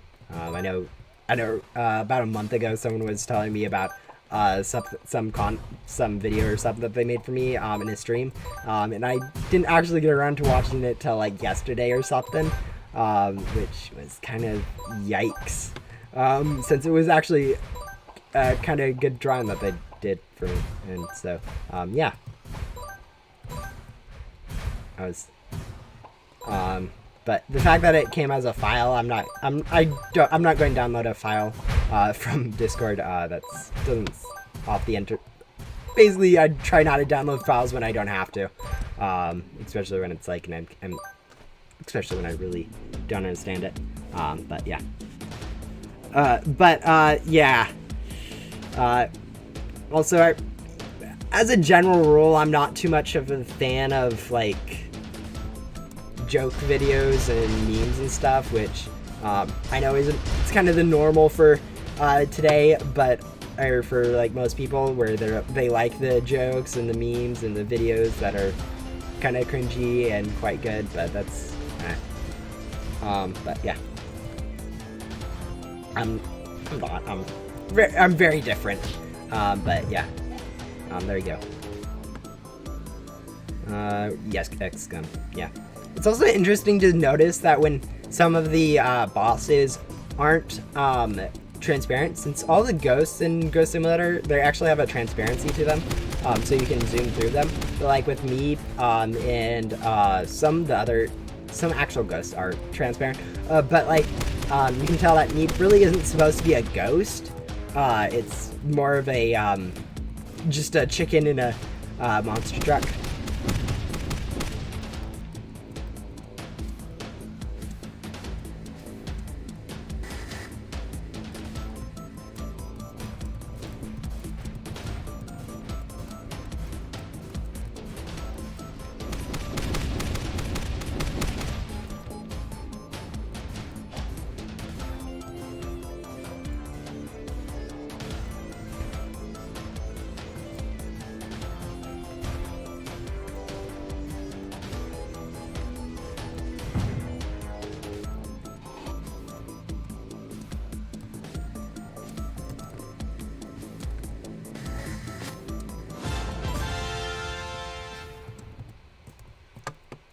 Like, even if you go through some of the ghosts here, yeah, okay, but they're all called ghosts, but even some of them, like Final Boss, is clearly not a ghost. So it's definitely interesting to see that there are a few things out here that aren't really ghosts. I mean, most of them are, but there's, like, Final Boss, I think, is the best example of one that isn't. But they've definitely been expanding how ghosts work and stuff, and so that's definitely interesting to see.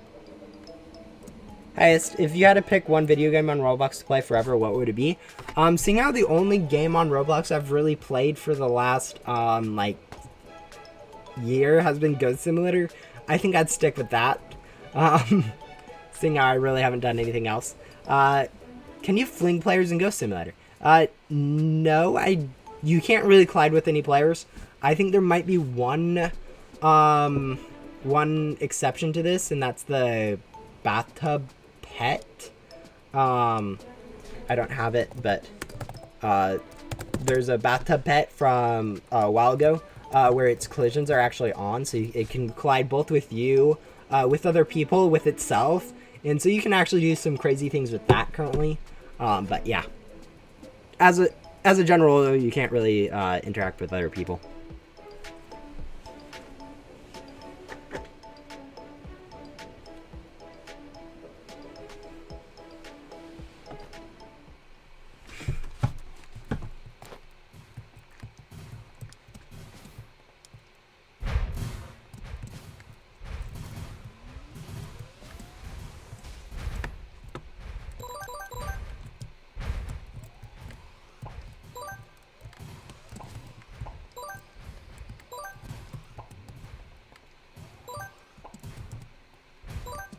Yeah. Definitely some of the Roblox things are very, like, normal Roblox physics mechanics are definitely interesting to play around with in different games, like glitching through walls and stuff in games, just using Roblox's normal physics engine. So the fact that they have turned off, like, collisions and stuff is a little bit annoying in some respects. Like, I would love to be able to jump on people's heads to get up to higher places where I shouldn't. Like, before they introduced the jetpack, which basically allowed everyone to do that anyways. But yeah, definitely those standard Roblox physics stuff are very interesting to do.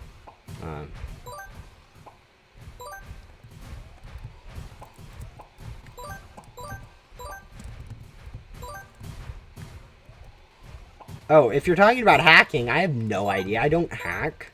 I would strongly encourage you not to, even if you might be able to fling people.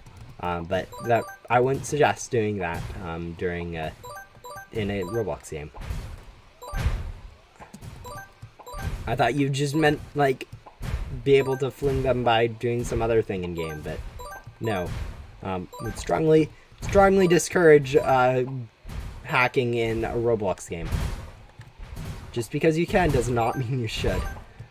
But yeah.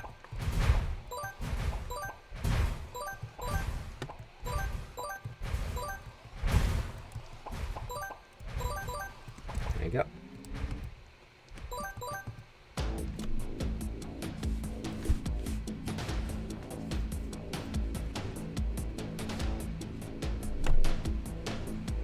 Yeah, I know there's some people do enjoy that aspect of figuring out how things work and by messing with them, but I'm basically strongly against messing with things on purpose, like hacking or bending rules and stuff like that. So yeah, it's not the norm, but it's my opinion on matters.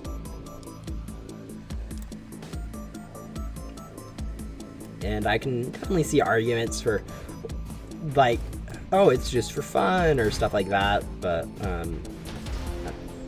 that's not really what I enjoy. So yeah.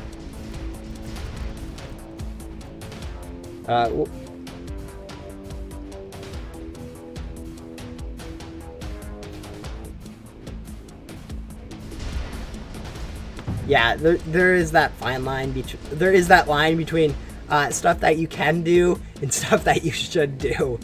Just because you can does not mean you should.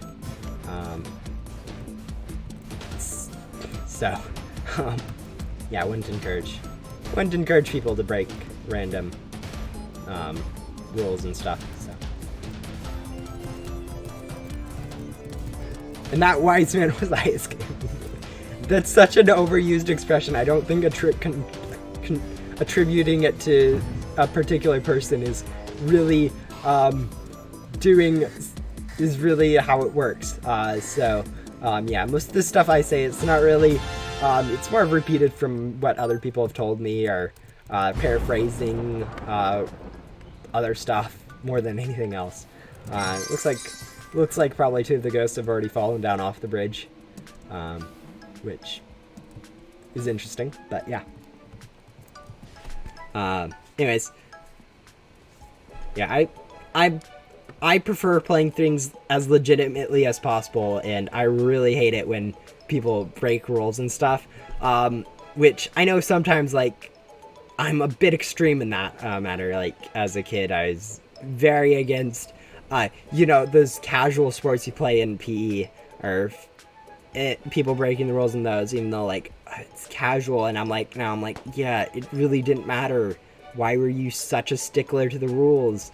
But it is just kind of how it is. How I perceive is following rules to a hair, which may not be the best. It's probably not the best mind to have for rules. There is definitely having that little bit of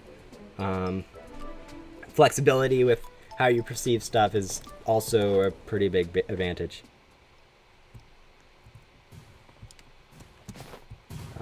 But yeah, I'm probably not the best person to ask about that kind of stuff. I'm quite strongly against most forms of rule breaking and stuff. I'm a bit extreme in some respects. Yeah.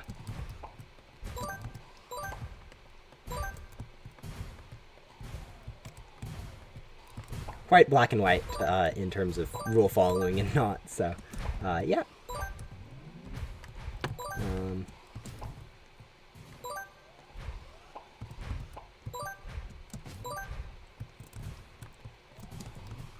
Yeah. Also, a lot of the things that you see for, like, hacking on the internet, some of them are actually, like, viruses that you download. I know I had a friend in MM2 back when I played MM2, so like a year and a half or 2 years ago.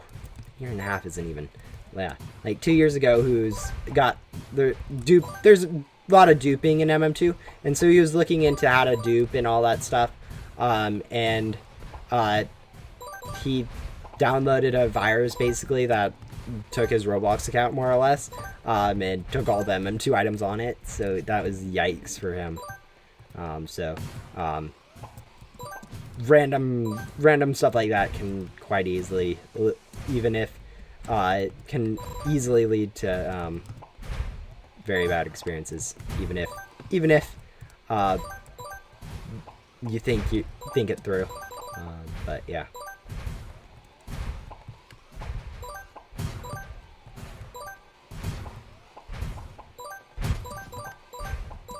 Are you ever going to do Q&A? Very good question. Basically, maybe. At some point, I definitely will if I continue doing YouTube. But yeah, I don't know when. Maybe it won't be like a subscriber special. It'll just be like one of those things. I'm not quite exactly sure how that how Q&A would work. I haven't really done enough.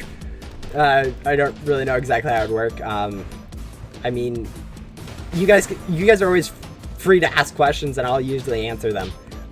But yeah, Q&A. I'm not quite sure exactly how I'd structure that yet. So yeah.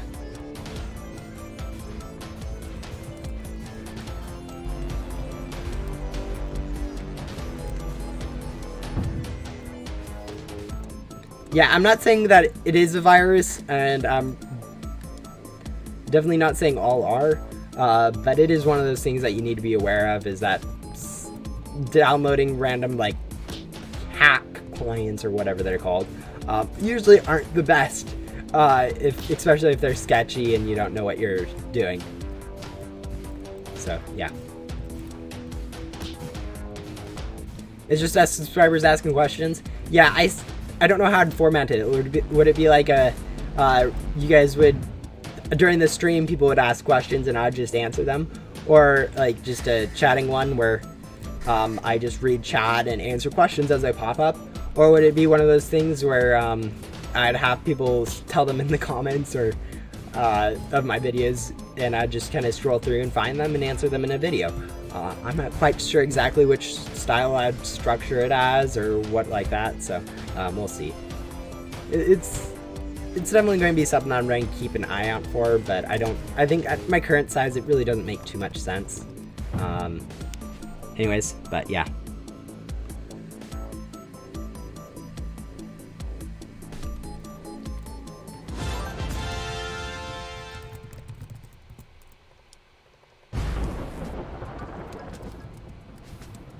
Yeah, in comments. I mean, as I said before, you guys, anytime I'll answer questions, but I know what you mean about having a dedicated time for that, where people can ask their questions and you can answer them. Boop, boop, boop. Yeah, that most YouTubers do.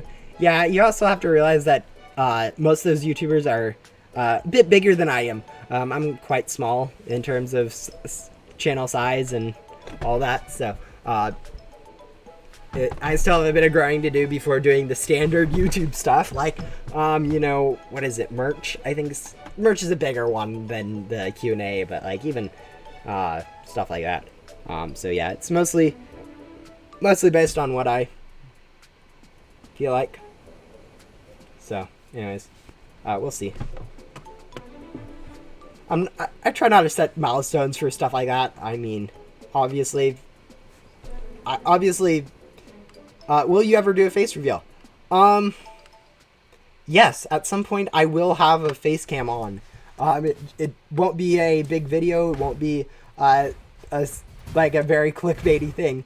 Just all of a sudden, one of these streams, my face cam will be on. You guys won't know which one it will be. I won't know which one it will be. It'll just be like all of a sudden I'm like, might as well have some a little bit more interaction with you guys by turning on my face cam. So yeah, maybe not in the next stream, maybe not for another month, but at some point, yeah, my face cam will be on during one of these streams. So yeah, as I said before, I don't like making big deals out of milestones or stuff like that, turning on face cam, stuff like that. So it would just be one of those things where all of a sudden it's on. So yeah. After your face reveal, would you put your face on the live stream? Like I said before, it's going to be one of those things where it isn't going to be a face reveal video. It's just going to be a all of a sudden on the live stream my face cam is on and you guys can see me become my face. I have no idea what to say. Like, basically it's going to be very you guys can watch me struggle to figure out what to talk about, and I talk to myself because I can do that occasionally when I'm not talking out loud.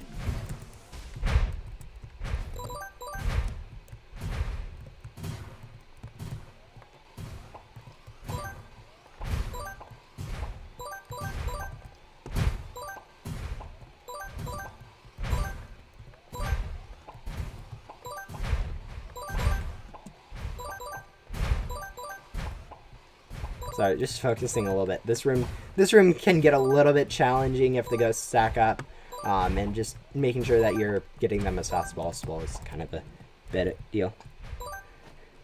Okay. Also, I cannot stream because I'm on mobile YouTube and I need 1K subs. Yeah, I don't really know much of the particulars about how YouTube works and subs count and whether or not you can live stream. I do know that you can verify a phone number and get the ability to stream and have videos longer than like 20 minutes. But yeah. No, I'm not really worried about you guys judging me for being ugly. If I'm ugly, that is perfectly fine with me.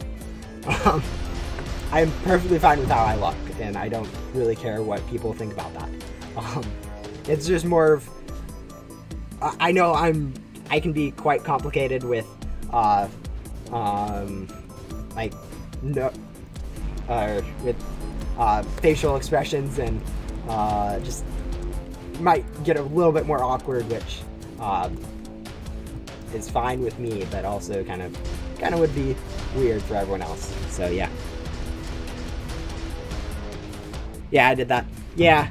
I don't really know the specifics of, as I said before,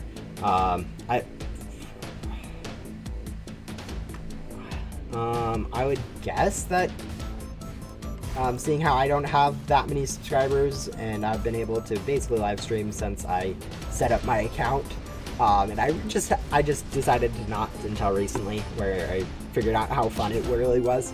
But yeah, it's, I'd assume that you just need to figure out how to hook up mobile stuff to the stream key or whatever that OBS uses for streaming and stuff, whatever.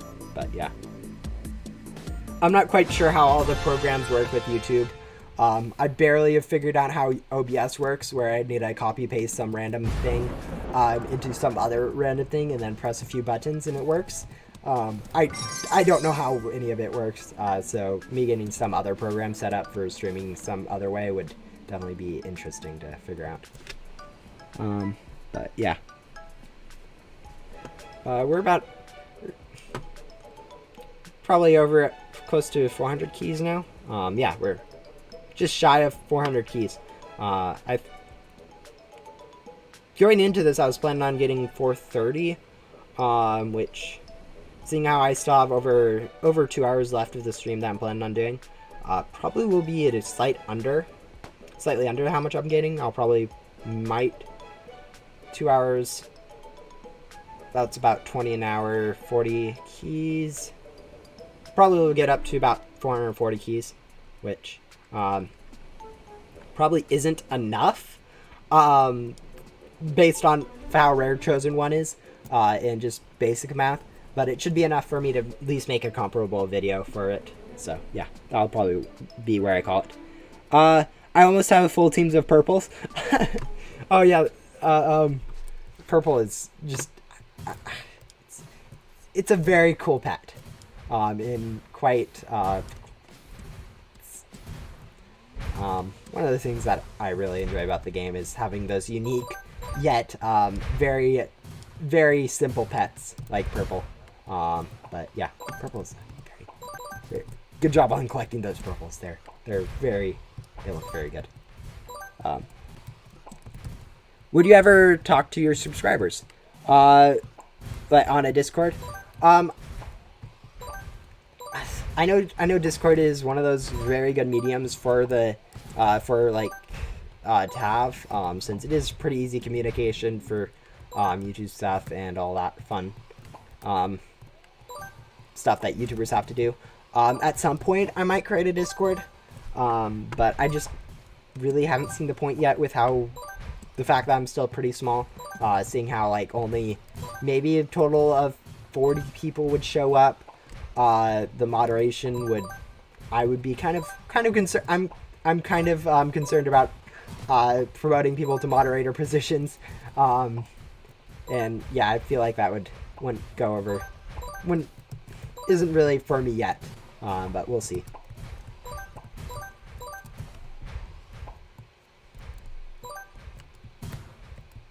Was because of your inventory. Yeah, I've definitely went a little overboard on the purple collecting. And it really wasn't me collecting them. It was just me taking them, as I've said before, people kind of just gave them to me after grinding. So they really nicely save some of the space in their inventory to lock purples, rather than worrying about the solid grind. But yeah, it's one of the weird things about my inventory is having those 300-ish purples.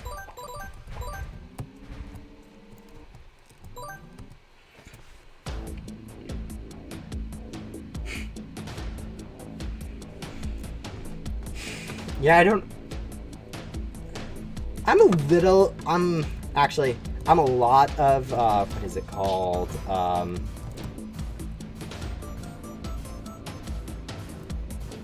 Trying to remember the word now.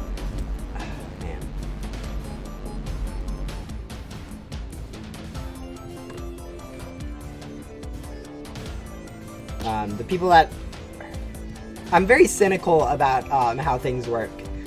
So I don't really trust too much things that I really don't know. So that's kind of going to be one of the things that is going to be probably take a while for me to figure out, is getting trusted moderators and stuff in the server. So but yeah, I will be right back. Yeah, feel free to take breaks whenever you need. I know the YouTube stream is not really going to be the most productive thing you do today, so definitely taking time away to go do something else is definitely probably a better plan for most of you guys. But yeah, thanks for ignoring my question. I am very good at ignoring questions I don't want to answer. That is one of my very things. You asked if you could be a moderator. I somewhat answered that by saying I would be quite cynical, but the real answer is probably not. I rarely trust people, so yeah, you wouldn't. Okay, and I missed that cycle.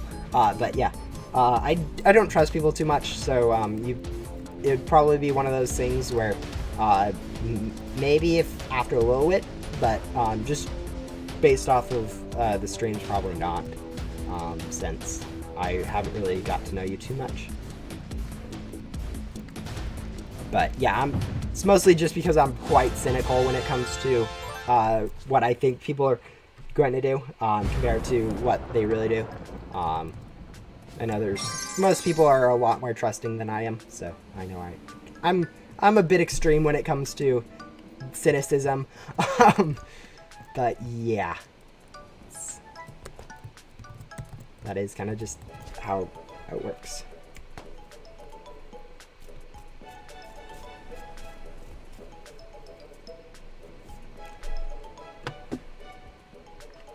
But yeah, I think we're now up to just under 400. I'm probably going to be taking a break after 2 or 3 more boss fights to go do a few things. So the stream will be kind of chilling out until then.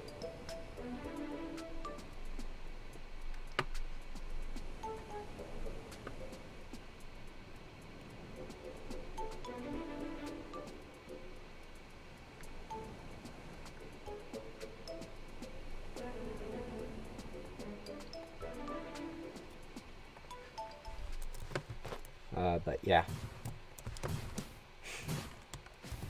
Hopefully I will be able to get everything I need from these keys, as I've said before. I really don't want to spend too much more time, too many more of these streams grinding Meep, since it is becoming a little bit repetitive in my opinion. But yeah.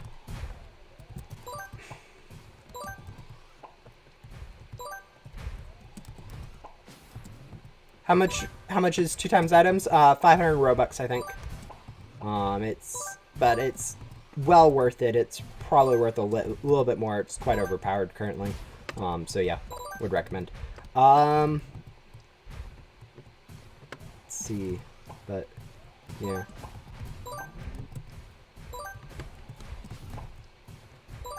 Yeah.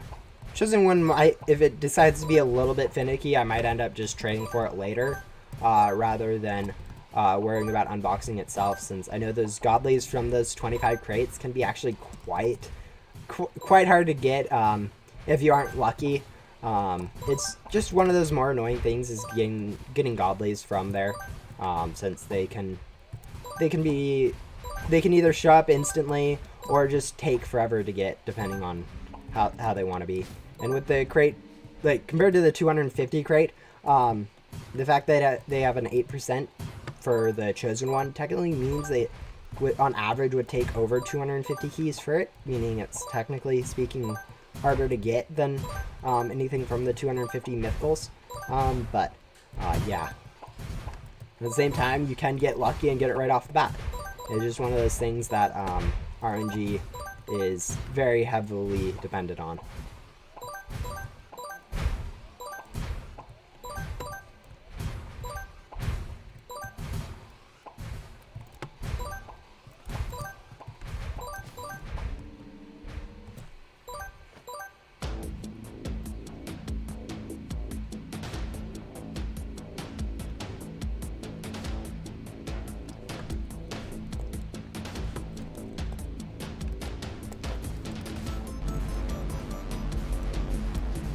Yeah. Definitely the Meep fight is probably the best part of this, seeing how the little bit more randomness can actually help make it a little bit more interesting than the dungeon, which is basically the same every time around. But even Meep can get slightly boring, since it's basically the same thing. Race up to him and then shoot until his shield drops 3 times.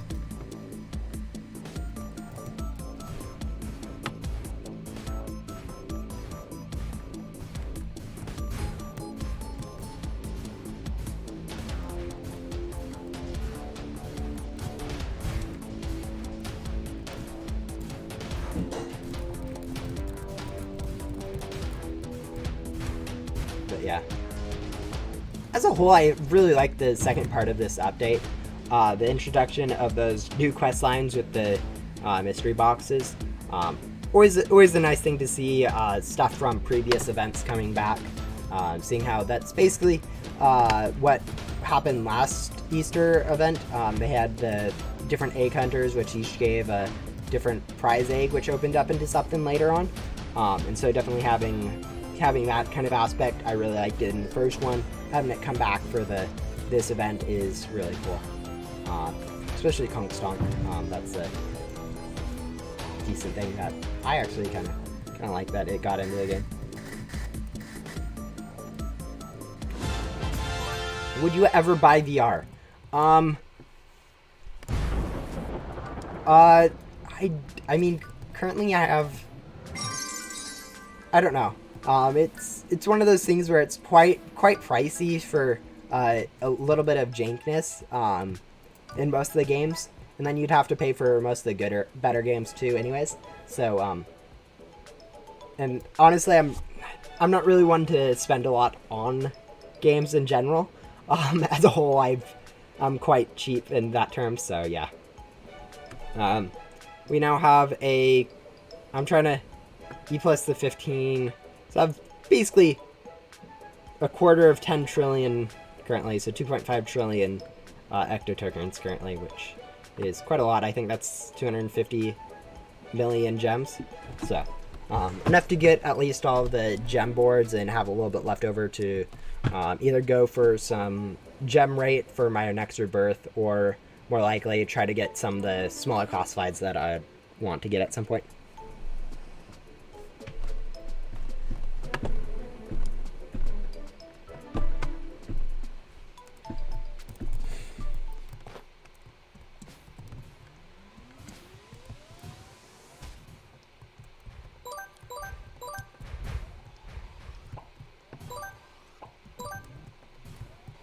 But yeah, definitely figuring out some more games to expand into for if I'm actually truly going to end up doing some YouTube, even just as a little bit more of a side thing, is definitely going to be it. If I ever go from doing that as a hobby for just random stuff I need to do anyways, into something that I'm actually doing like for the YouTube aspect of it, I'd need to figure out some more games to expand into. Right now, I'm more of doing YouTube just as a hobby-ish, a way to make me play more Ghost Simulator, since I really do enjoy Ghost Simulator, and being able to kind of get two birds with one stone, sort of, with grinding Ghost Simulator on stream, or figuring out some stuff for video content, and getting content down can be actually quite nice. So yeah.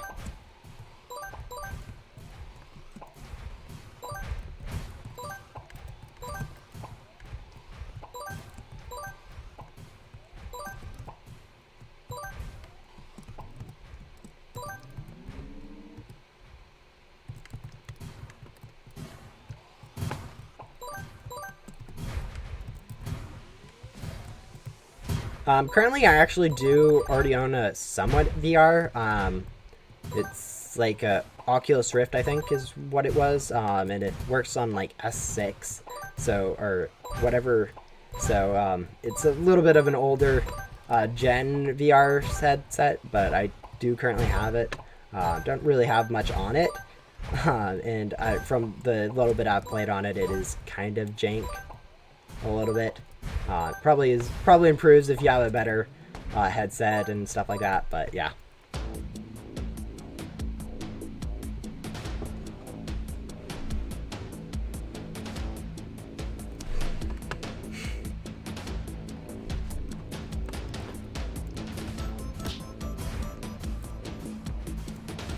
Wait, you said Oculus?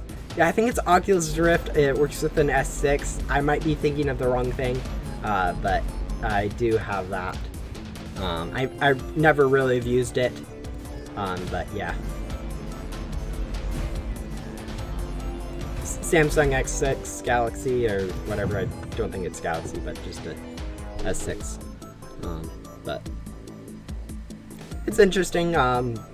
As I said, never really used it and haven't really bought any games for it at all. So, yeah, definitely might start expanding a little bit more into like paying for games once I start getting once I get monetized for YouTube. But until then, I really don't see the purpose of buying stuff for my YouTube content when I don't really get anything from it. So it's probably just going to be free games like Roblox and maybe some Steam stuff. But yeah.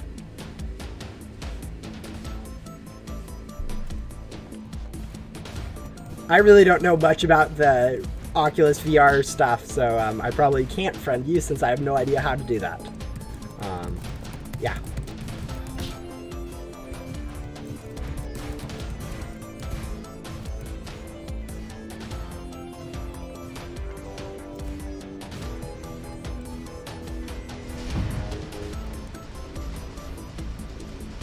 Let's see. Yeah, probably one more meet battle after this, and then I'll be take a like 10-ish break, 10 to 15 minute break to go do some stuff, and then come back to the stream. So yeah, I think we're up to like 401 keys, I think. So probably should easily get up to 440, hopefully up to 450, since that's a nice even number, which hopefully should be able to get me everything I need. I might still be missing the chosen one by the end of the unboxing video that I'll make out of all this, but at the same time, it should hopefully, it will at least get me the Jeepers and everything from the 1 in 5 crate.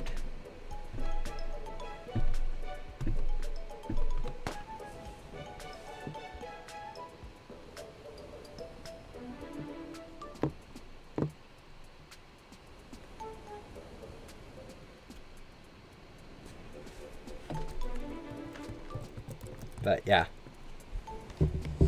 it's definitely interesting to see all the new stuff that games have been developing into, and really how old some of the stuff that you think is new is. Like Roblox, you think it's relatively new, and then you remember that it came out like before 2010, and it's like a lot of games I've noticed that are actually a lot older than what you think they are. So yeah, I'm starting to get old, is basically what I've started to notice. Even though I'm not old, barely an adult, which is weird to think about. But yeah.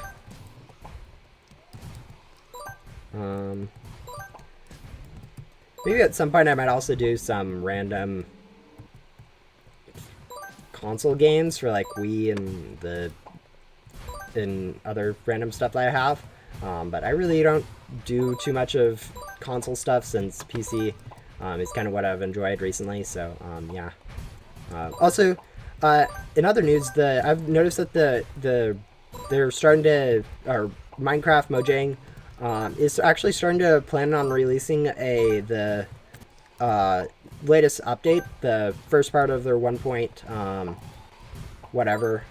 The next version of Minecraft is being released sometime soon, so I might actually switch over and start covering a little bit more random Minecraft content, seeing when that's released. Hey, I'm back. I made a whole event dedicated to find out who Green Girl in the Rebirth Man is in Vic server. Okay, that's interesting. Yeah, that's definitely been one of the bigger things that no one really knows.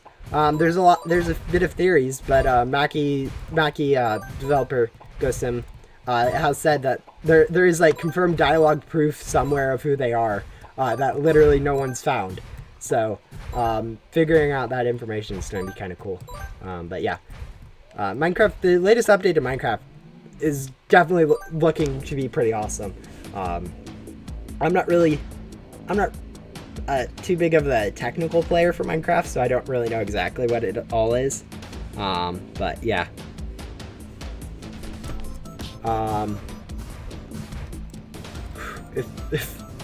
If you figure that out, please tell me. I'm quite interested to know what the lore I'm missing is, since I haven't found it. Definitely, I think picking through some of the uncompleted dialogue for the NPCs in the Void might be where the answer lies, assuming they aren't all repeating the same thing, since I don't think anyone goes through those one quest long quest line in each of the NPCs to figure out what they say when they aren't completed. So I'll have to do that at some point. Remember me, George? Yes, George, I do actually. You're here earlier in the stream and came by to say hi, so welcome back. I have to go a bit. Okay, that's fine. Definitely, as I've said, as I say quite a bit, doing something other than watching YouTube I would suggest you guys, since this usually isn't the most productive thing to be doing in a day, is watching YouTube.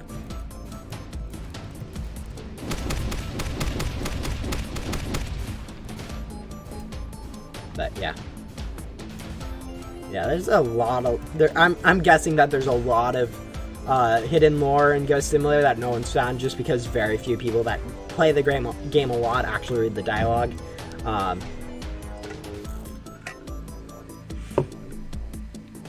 I kind of wish I read the dialogue a little bit more, but at the same time, it would take a little bit of time. So yeah. With that being said, I think now I'm going to be taking a small, like, 15 to 20 minute break to go eat lunch and stuff. So yeah, I will go do that.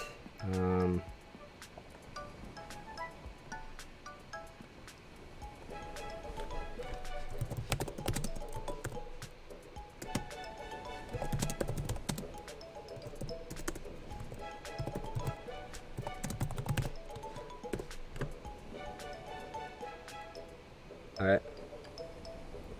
And size it up to like 20.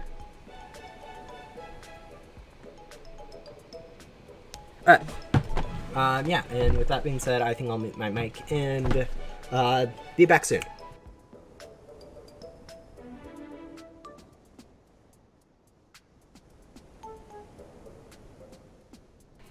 Okay, sorry, one last thing. How do you keep on playing this game without getting bored? 2 hours of this game is not a day. This day is enough for me.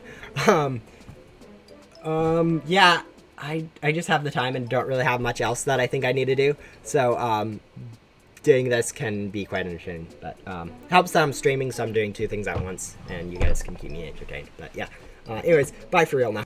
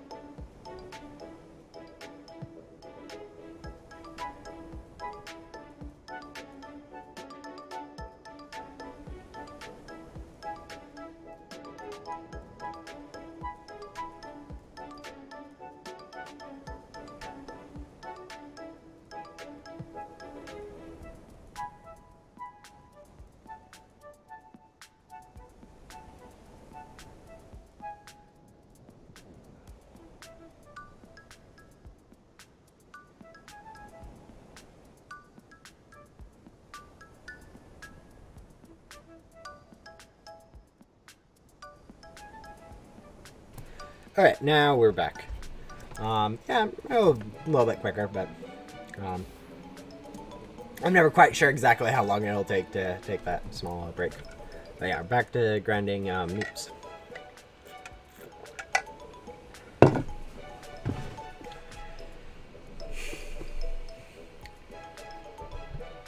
Yeah, he's back. Yeah, just one of those things since I do start these streams like basically really early, rather than like most people who do stream usually do it like after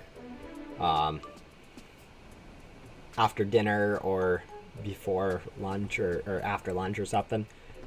So they have like a wide open thing, whereas I'm usually doing it right after I eat breakfast in the morning. So if I do plan on streaming for longer than like 2 to 3 hours, I usually have to take a small break to eat like lunch or something small in between, just to bridge the gap.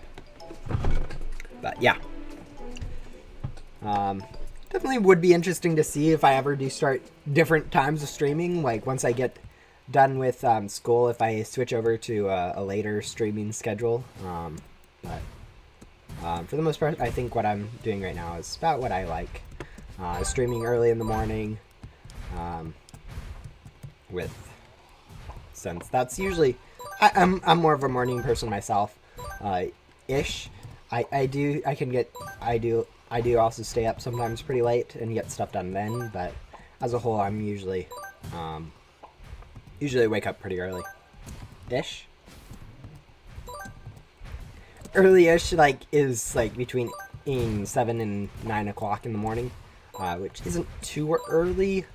It's not like the 5 in the morning that lots of work jobs have you do, but at the same time, it's not late at all. So yeah. As a whole, I think I have a pretty decent schedule. I usually get to sleep by 10 o'clock at night. Sometimes a little bit later. Like last night I was up till like 11. Yeah, as a whole, I like to get to sleep pretty early and then wake up pretty early. I just think it works better that way in my opinion. But yeah.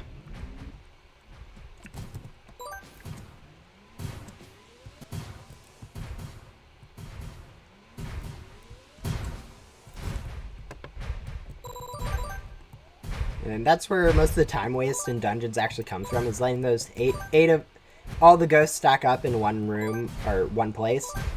Since the ghost respawn time is the main limiter for how fast you get through the dungeon, is by the ghost respawn time, and then how fast you deal with the last few ghosts, since that's really the only time loss you have. Other than like if you do let 8 ghosts stack up at a time, they no longer spawn, so that contributes a little bit to time loss.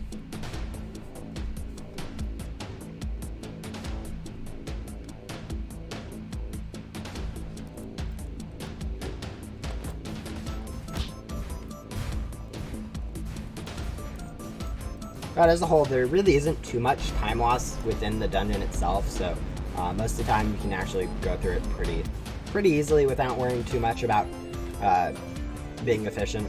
Just because Ghost Simulator in general, it has that respawn time thing where it really doesn't matter what pet stats you have or your peak efficiency, since you are limited in the end by how fast ghosts respawn, which is kind of why grinding strategies usually use multiple areas, since while the ghosts are respawning in one area, you're able to do more areas. And that's can be quite good. But yeah, that's the biggest reason why most people that can talk about pet stats, they rarely care too much about the vacuum stats of certain pets. They care more about how much it sells for, since the sell for you can actually get is a lot of where grinding comes from, is grinding the currencies for the different gems rather than worrying about how fastly vacuum goes. That only really takes effect after a certain point, like yeah. But at I think that certain point is about dev heads and stats is when the vacuum rate stops mattering too much. Maybe less, maybe more. I'm not quite sure exactly when it becomes. I mean, I really haven't done the math on it, so yeah.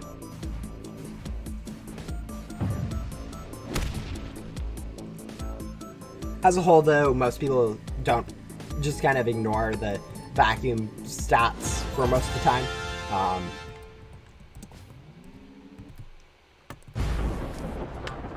Especially considering how the increase in like stat in code pets has been. The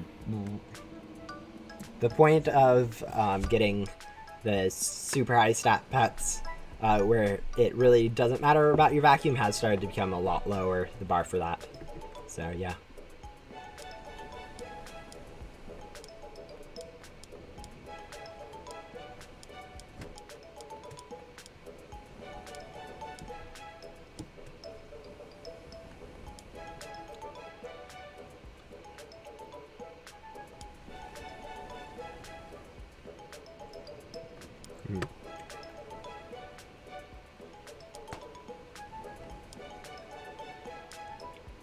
Yeah, I think probably once you get to color the mythicals from developer crates, you're probably good in terms of stats for vacuum-wise. And definitely by the time you get up to the mythicals from the Ghostly Vision stuff, you're going to be perfectly fine with stats.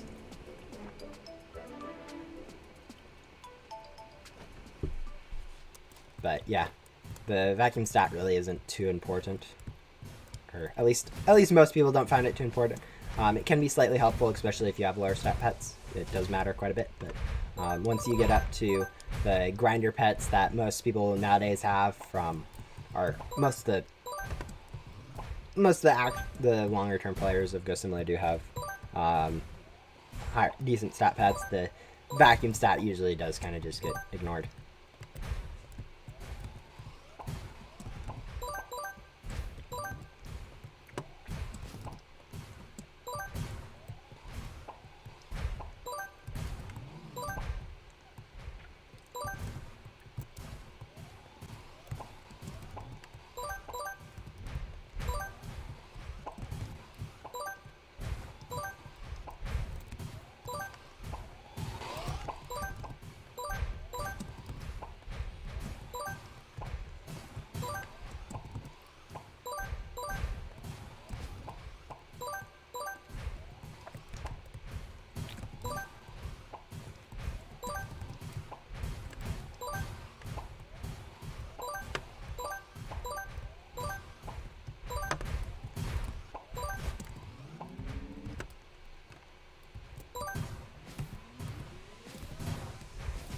As a whole, I think grinding these dungeons is probably my favorite thing about events, is when they have the dungeons and being able to play that. I know I really haven't played too many events really since the first 2019 Halloween event. I haven't really played any events longer than maybe a total of 50 keys for any of them. But I still prefer the dungeon events over the some of the events that have just had a boss fight. It makes it less monotonous and everything like that. So, yeah. Another big thing I like about these events is how they almost every single one you see, it introduces something new. Whether it be just a new type of gum or some different aspect that has been in previous events, like the Advent calendar and Christmas. The fact that the Halloween event is almost always a dungeon, and slightly longer. The fact that the Easter event, Easter and Spring event each year has brought back the some prize things to open after the event.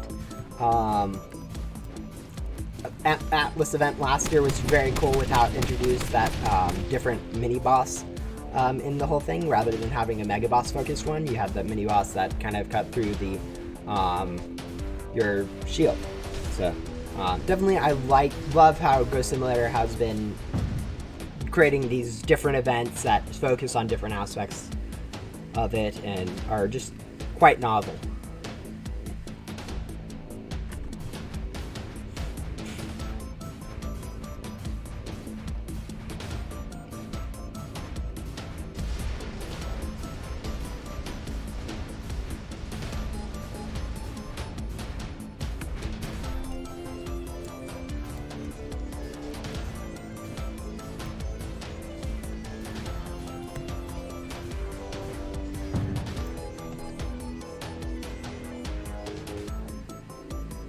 The creativity that's gone into this game is quite nice.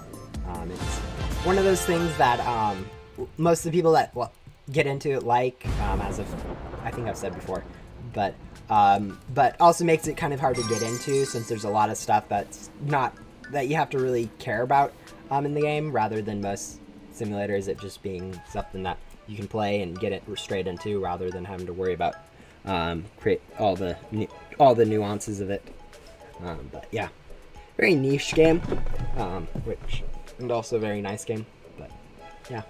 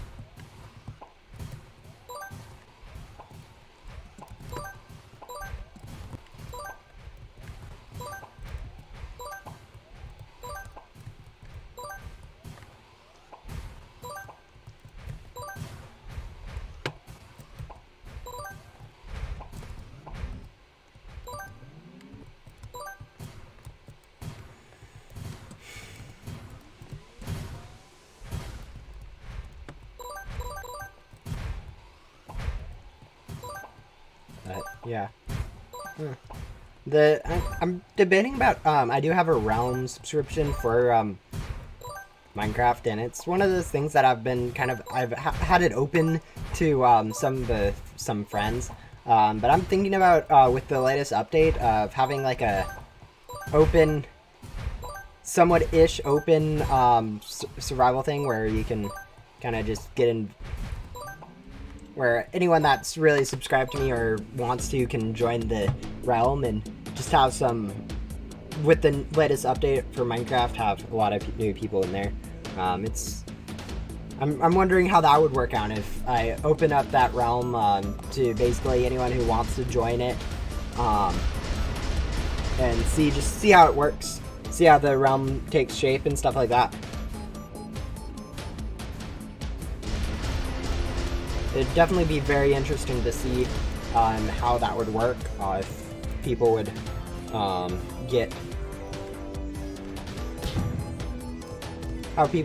if people would enjoy the being able to play on a realm. But yeah.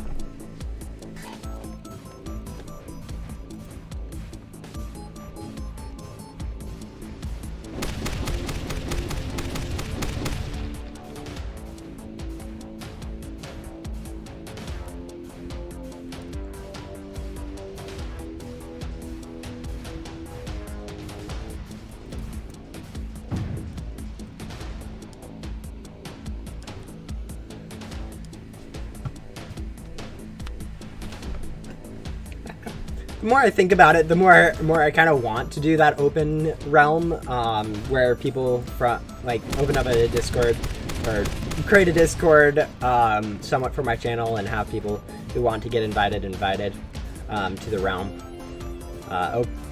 Just see how it works. It would be definitely a change of pace for the normal Roblox I do, but I feel like that could be quite fun to do some content on it, compared to just doing Go Simulator stuff. This vid has been recommended to me 100 times, lol. Oh man. The YouTube algorithm is sometimes pretty weird in that stuff. It continues to suggest you stuff over and over and over again, even after you ignore it a few times. And there's really nothing, no one really understands it anymore, so there's not much that really can be done about that. But yeah, it's kind of funny to notice when that happens. But yeah.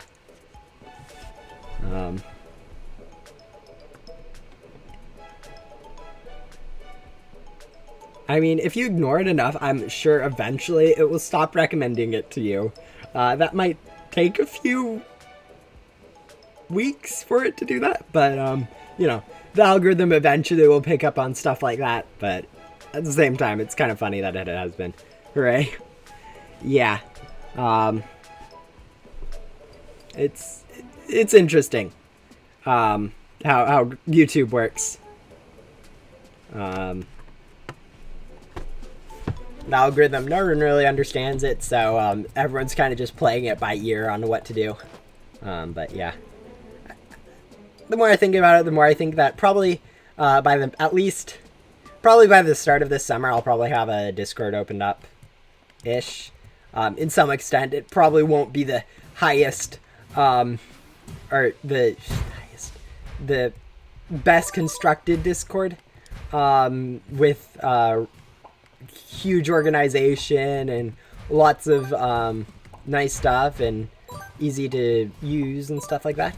And so yeah, but I feel like that's something I could probably do, seeing how I've started to grow quite a decent amount. But yeah.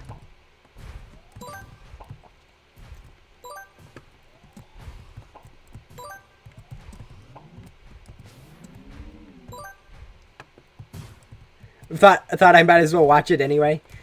Yeah, that's sometimes you just cave in and watch a video. Like I know for certain that one of the videos on YouTube by Veritasium got recommended a lot to everyone, and eventually people ended up watching it and enjoyed it. And sometimes it was just in the recommended for like a month until they finally watched it. And it's one of those jokes where even if it gets recommended to you for a month and you just kind of ignore it, and YouTube keeps recommending it to you, you might eventually watch it, and if you do, and usually you do end up liking it, even if it has been one of those things where you've kind of ignored it for a long time.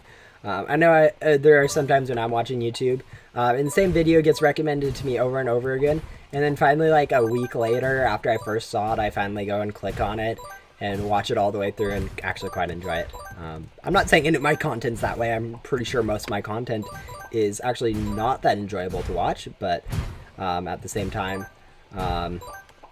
YouTube algorithm, for some reason, knows how to do some stuff, like which videos to recommend to whom and all that nonsense that really doesn't make any sense, but yeah. How many Meep keys have you got so far? I think I'm up to 407. I think. I haven't really checked recently. How do you play a lot of Ghost Simulator in a day? Yeah, it's a combination of me having really no set of standards for what I'm doing today. Very little, a lot of procrastination on my part for not getting anything else more productive done. The fact that I can do both streaming for YouTube and Ghost Simulator at the same time helps a bit, so I actually feel like it is a bit productive. But yeah, it's mostly just me not caring about my own sense of well-being.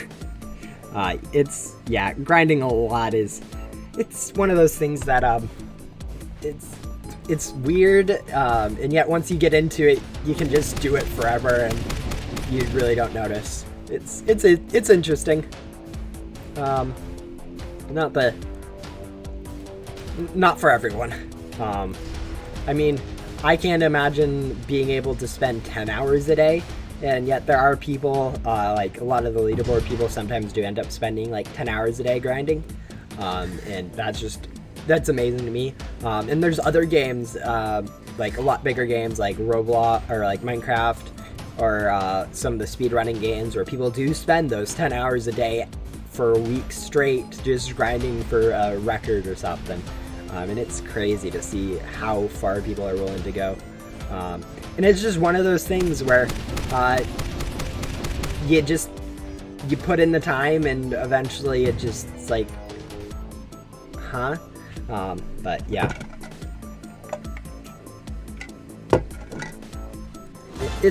It's weird. I can't really explain how I do it, other than like just doing it, really. I mean, but yeah, it's a lot of time.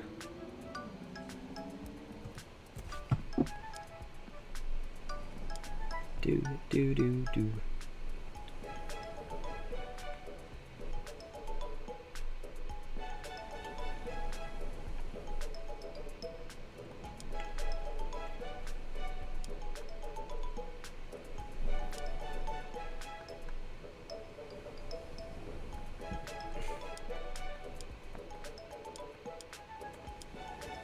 Interesting. If you had 3 wishes, what would you do? You cannot wish. The general genie question? Yeah, I don't really know, honestly. I'm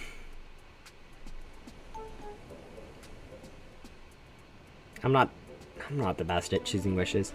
I try to get my friends to... I'll come back to that genie question later. I try to get my friends to play Ghost Simulator, but the problem is it's too grindy. Yeah, for the same reason we people enjoy it, for the grindy nature of it. It's the same reason it gets hard to get into, is because of how grindy it really is. And I definitely understand people not getting into it. The main reason I got into it was because of how fun it was to grind. But like, definitely grinding games that you don't know, you really don't want to put that time into a game you don't know. And to get to know a game, you have to put in that time, and it's kind of a problem of... It's a kind of one of those problems where you don't know what you want to do. Like, you don't know what good... You don't know about probably one of your favorite games currently that you would really enjoy, and yet you just don't know what it is yet. And so, yeah, it's hard to really find those good games that you'd enjoy. Like, even advertisements don't really do a great job at sharing what there is to do. Like with Roblox and stuff, it has a lot of advertisements someplace, but like most advertisements people don't click on, so it doesn't really do too much. And back to the genie question. 3 wishes, what would I wish for? You know, currently I am taking a class on, yeah, I'm doing some background now. Currently I'm taking a class for college on human diversity and stuff, and I'm starting to realize that there is a lot of world problems out there that do need to get solved. Like, that really aren't fair for everyone, even though I'm probably one of the most privileged people in regards to those problems. There is a lot of unfairness within all the world problems. Like, the biggest one being, or there's a lot of big ones, and they're all a problem. They all need to be addressed, like race problems, which is a big one, which I'm not going to get much into more. But yeah, so solving most of those would probably be some of the stuff I would wish for, since I really don't need anything for myself, really. There's really nothing I can think of that I need myself. But yeah, solving a lot of the big problems in the world today would probably be what my genie wishes are, like, if I had them. Since a lot of those big problems really need to get fixed, if you look into it. For instance, even as America, we are considered one of the better nations for prosperity and stuff, and if you look at it, we're just so capitalistic. It's the people way at the top are just getting richer. The wages are ridiculous for most people. That they don't even make. Most people don't really make a living wage in the United States. So that's a lot of problems in the world that need to get solved if I had wishes. Which, I mean, really isn't the go simmy wishy or the wishy-washy interesting stuff that most people would wish for. But it is kind of the things that I could see that really would, those fixes, those wishes really could help with, is rather than anything that I need. But yeah. And I have managed to lose all of my viewers due to which I find hilarious. But yeah, it's I don't care too much about my viewership, how much viewers watch each of my videos. But yeah, those political problems are a big problem in a lot of ways.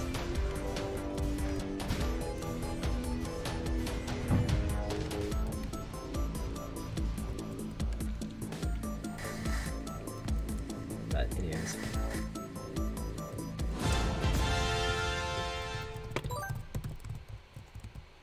Let's do this really quick.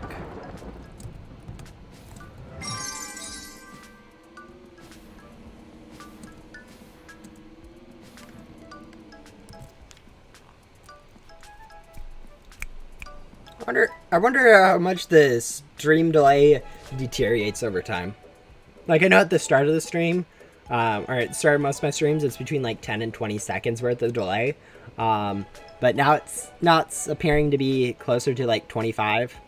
Yeah, right around 20 seconds currently, where it usually starts around 10. So it's definitely interesting to see how the stream delay can kind of start to increase over the duration of the stream.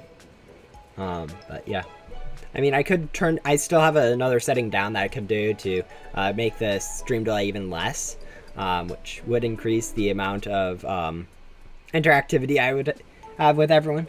But at the same time, I don't really need that right now. The 20 seconds is probably about where I want to be at. It's better than that one time where I accidentally messed up the settings and had about a minute of stream delay, which was quite confusing for most people, and for me included. So yeah.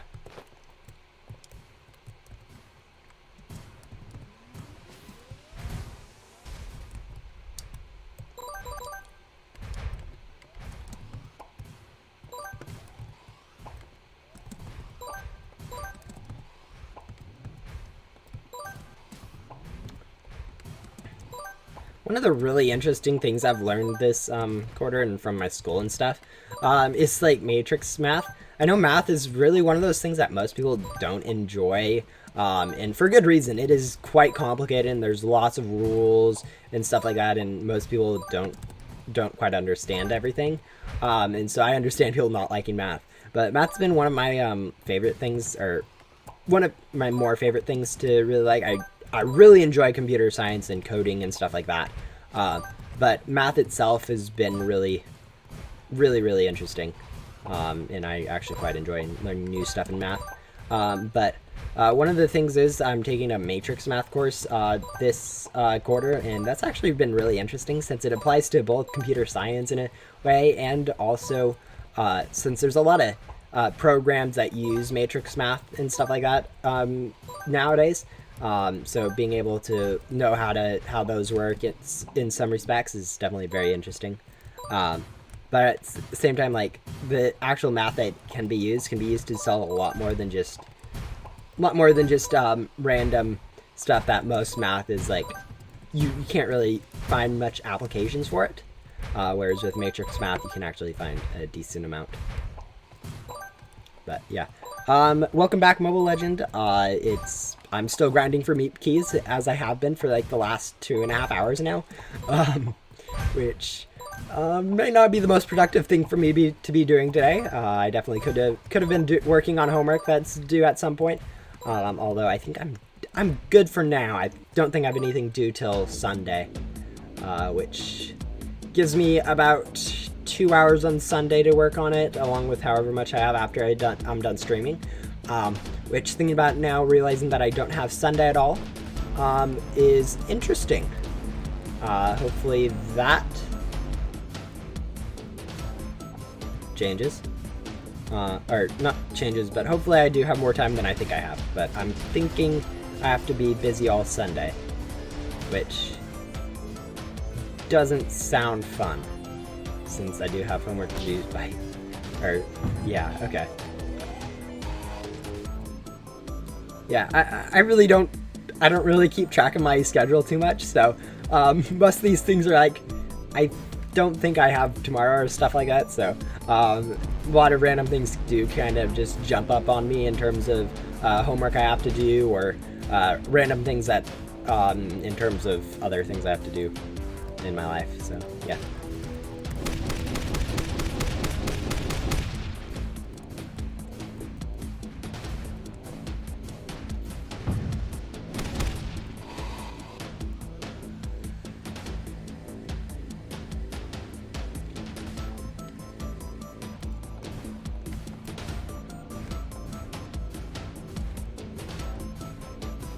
But yeah,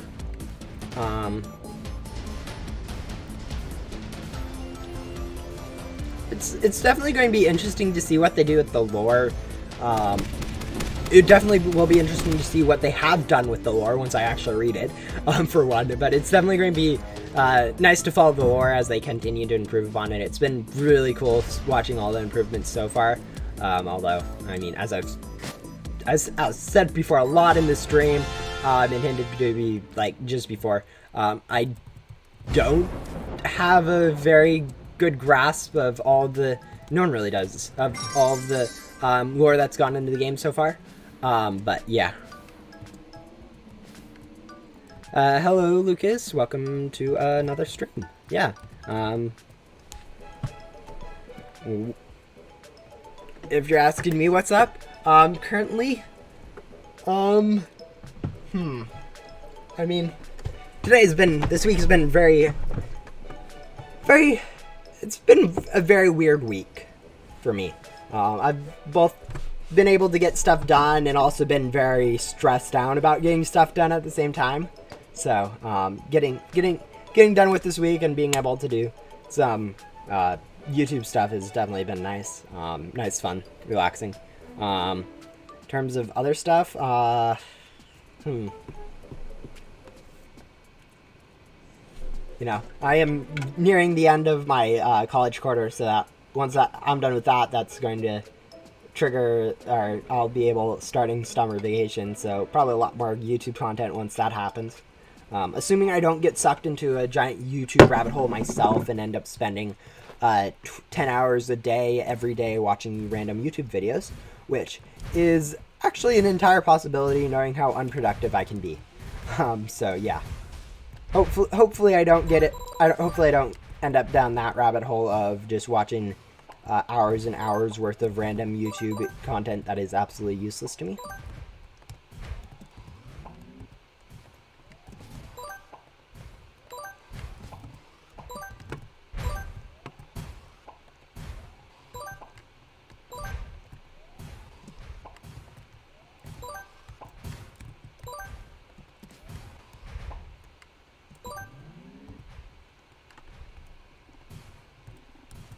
I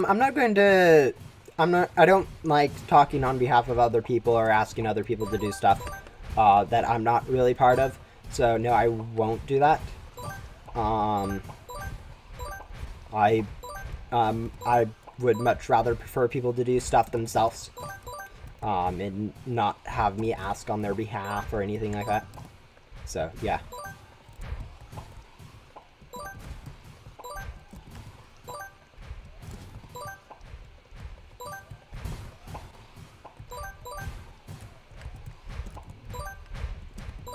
Also, I'm pretty sure right now the devs are incredibly busy with both their Roblox program for the game they're making, along with updates and just a whole lot of other stuff. So most of the devs on Ghost Sim right now are actually quite busy, so it might not be the best time to be asking other questions like that. Yeah.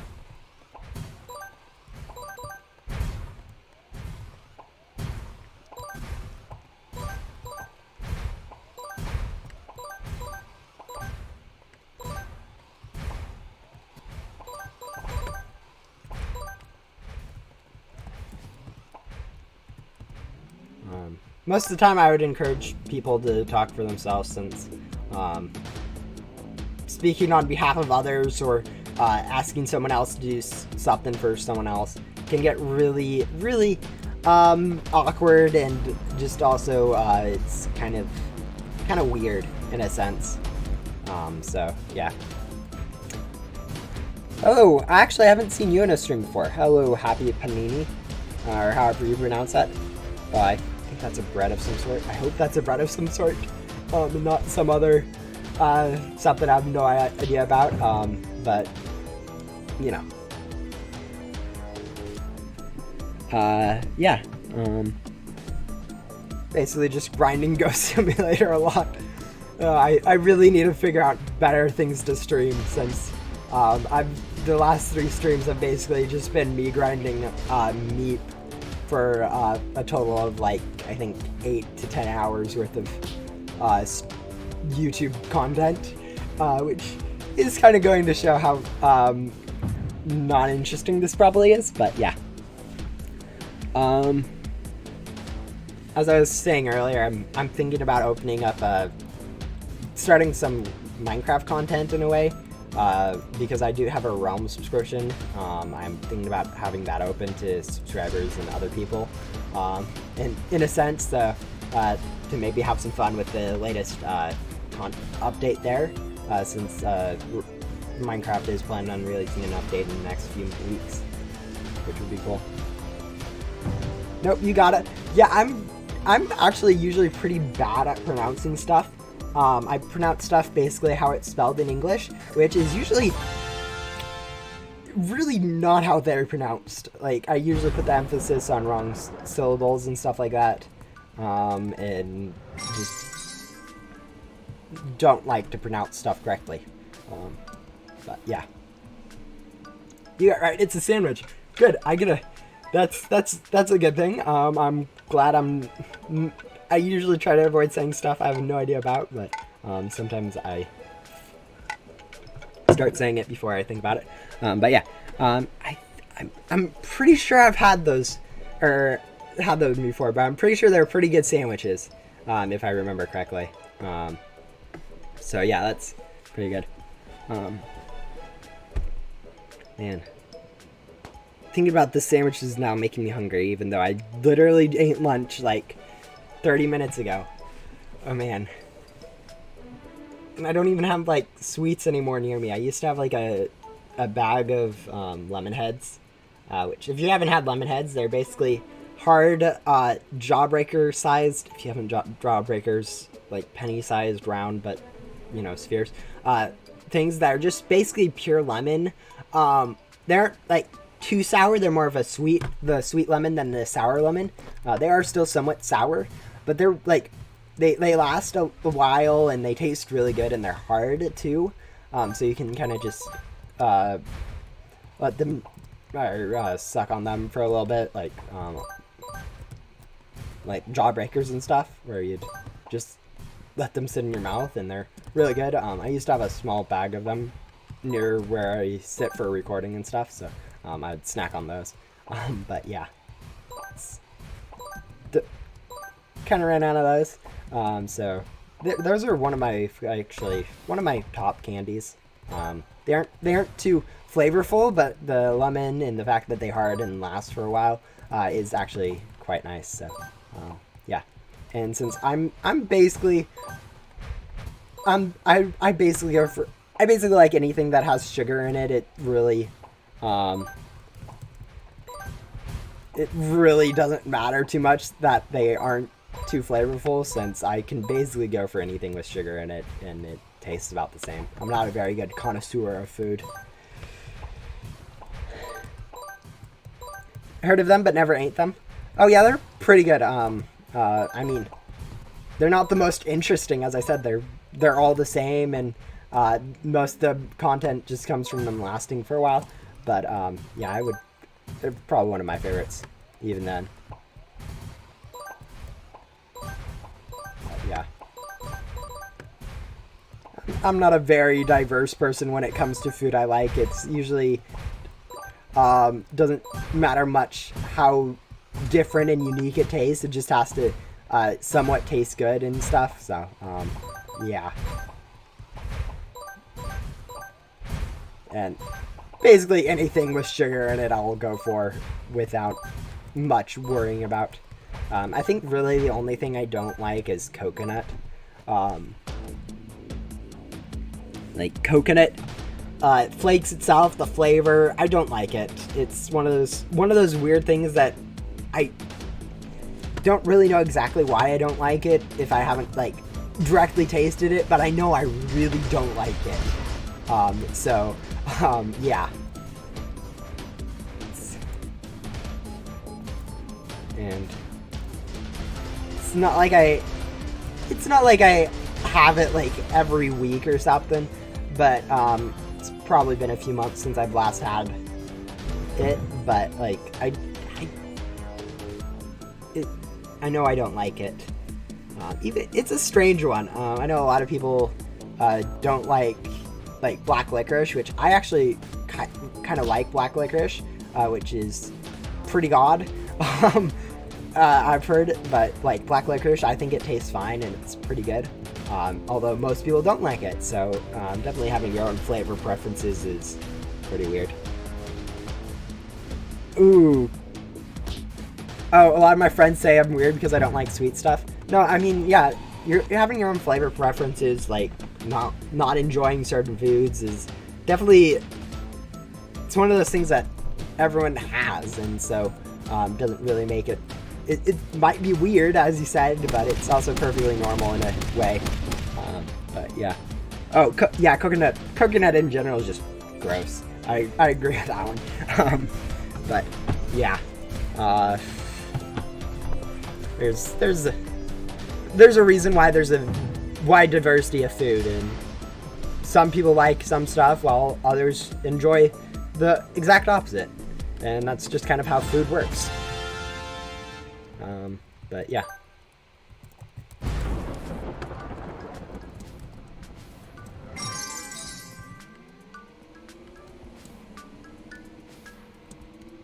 And there really isn't much you can do to change someone's mind for something they don't like. But yeah. It's kind of like games in that way. There's a lot of, actually basically everything in general with humans. There's so many different things that people want versus others. Like with games, I was going to first say before I realized like it applies to everything, and so singling out games wasn't really probably the best way to start it. But like games, you start with you have games like Ghost Simulator, where they are basically grind the whole thing and all that stuff, and then you have others that are first-person shooters, and just tons of different stuff for different games that different people enjoy. So yeah, it's definitely pretty interesting. I think the stream is delayed by a minute or two for me. It's about a 20 seconds if you're live. If you have it on live, it's delayed. You might be slightly out of sync for some reason, like a minute behind on the actual video itself. But yeah, streams are usually slightly delayed. Also, I'm not the best at answering questions right when they arise. I'm usually slightly focused on the game, so it might take me a while to comment on something. Also, there's a little bit of a chat delay too. Chat does take a little bit of time for it to pop up on my side, so that could be part of it too. But yeah, there's always a little bit of stream delay that can kind of mess with some things. So yeah, thank you for noticing that. It's a lot of people don't. But yeah, this will probably be the last one for this hour, which means that I have about an hour left once I'm done with it of stream that I want to do. So yeah, we're getting close to the 3/4 of the way mark. We're over the halfway, but it's definitely starting to come to the end ish. But yeah,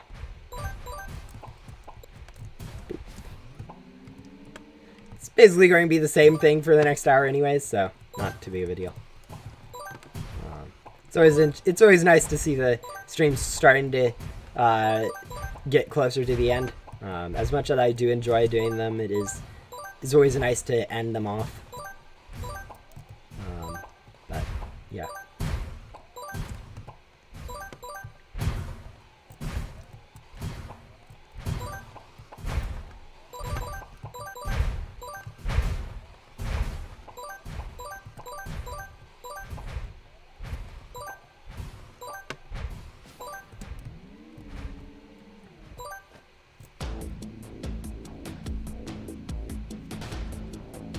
But yeah, also another thing I've noticed is that time really seems to, sometimes I think time is going by a lot quicker than it actually is.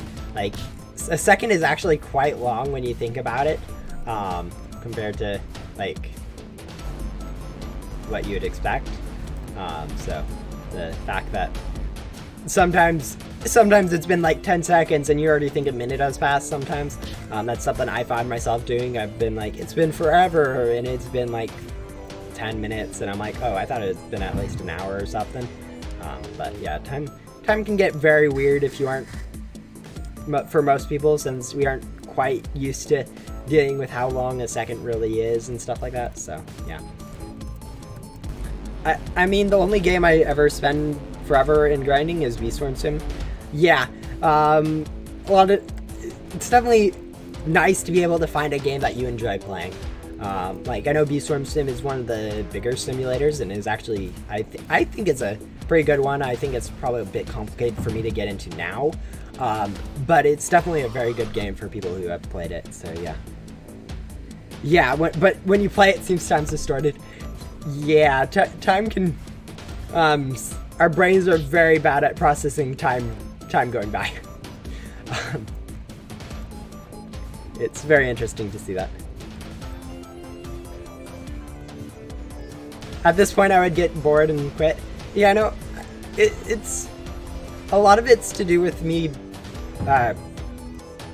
Yeah, you enjoying it. A bit of it also has to do with the fact that both doing a stream and the grind at the same time. So I'm able to basically have a little bit more things to do rather than just worrying about the grinding. I can look at chat and interact with you guys if I want to. But yeah, grinding it's one of those weird things where you can't really explain why you can do it, and people really can't explain why they can't. But some people can be able to do it for a few hours at a time. Some can do it for a day at a time. Some, like the speedrun grinders that are way up there in skill level. And then other people are just casually playing, like barely able to get like 10 minutes before they get bored. Yeah, I started playing V-Storm Sim 3 years ago during the same week it was first released. Yeah, you always want to be, once you get into a game, you always wish you had joined it earlier, unless you started from like the very beginning. But it's one of those things where, like, right when it first begins, a lot of people do actually play it at that time. It's just most of them end up moving on. Like, even now playing Goat Simulator, I'm not really... I don't know how much longer I'll be playing it. I really enjoy it right now, of course, but I don't know if I'll be still enjoying it in a year, so I might have moved on by then. And even though I'm one of the longer-ish, I'm not one of the longest, but I'm considered one of the longer-term players in Ghost Simulator, and really have been for a while. I don't really consider myself one of the oldest players, and people like me, it's when we move on, the game really starts to change, and you really, sometimes people notice it more than others, but yeah, things change, and that's kind of how world works, unfortunately. Yeah, getting on those leaderboards is definitely very interesting. It's a nice drive, is getting each of those, getting onto the leaderboard for certain games. I don't think there's really much of a competition for newer Ghost Sim players, since I think it takes about 8 hours, assuming you have good pets, are in the back door to grind and to have the motivation. It takes about 800 hours, or probably closer to 400 to 600 hours, probably, to get bottom of the leaderboard. So yeah, it's pretty competitive, or not really competitive, but it's pretty hard to get onto this leaderboards. But yeah, leaderboards are usually pretty big. Incentive, along with like increasing, getting better stuff. But those usually, you don't have those big milestones with grinding for better stuff.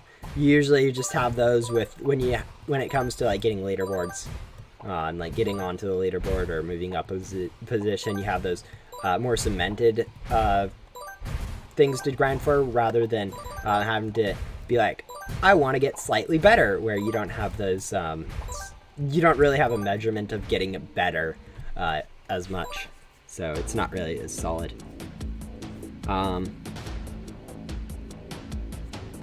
I started playing Ghost Simulator right when it came out, and then stopped playing for a year. Yeah, I feel like a lot of people, I've been noticing a pretty big trend has been people, they started Ghost Simulator pretty early on and then took like a year break, and then came back during one of the events or something. And that's actually a very, very common thing I've seen. And I mean, I never really done that in a sense. But I really was only playing catch up, or basically getting caught up with each of the events or each update as they drop. So I wasn't really playing the game between updates. I was just kind of waiting for an update, then grinding that, and stuff like that before. So yeah. In Bee Swarm Simulator, I've been playing almost 100 days of in-game time. Oh boy. Yeah, once you start getting up there in hours, you just realize how ridiculous it is, especially when they have measurements like that do track how long you've been playing. It can get quite ridiculous quite quickly. I'm glad that really none of my games that I play do that, so I don't really have to notice that I have spent 3 years worth of time in a game. Not that I have. I don't think I've spent any more than maybe a total of 200 hours on Minecraft, and maybe a similar amount on Ghost Sim max. So I'm not really that much time put into it, but it's definitely interesting once you start getting up there and time spent on a game. Recommended again. Wow. Yeah. YouTube is weird. Sometimes ignoring the recommendations can help, but yeah, it's the fact that it's live. I know live stuff gets recommended a lot more to people watching now.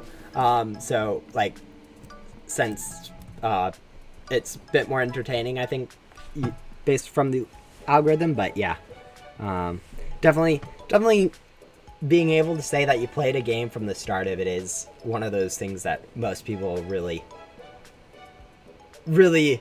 is important to some people. Unfortunately, most of the time, since games right when they start, you don't really see what the game is going to be like right when it starts. So you can't really tell if this is something I will be playing in 3 years, or it's something that you'll fizzle out after a little while. So yeah.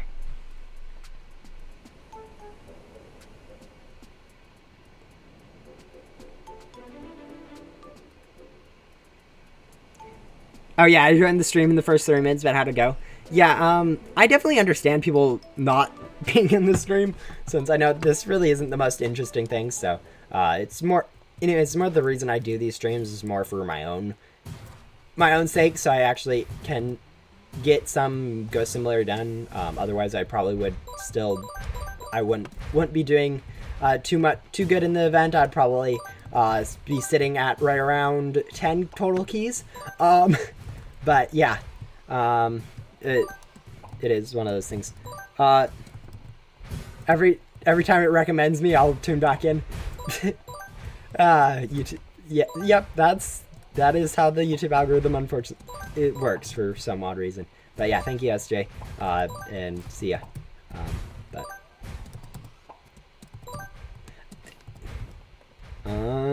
the amount of play time I've spent on Bee Swarm is the most I've ever spent on a game. Yeah, it's definitely everyone has those games where they've spent the most time on that game compared to anything else, and it's like an extreme amount more, like 10 times more than they've spent on any other game.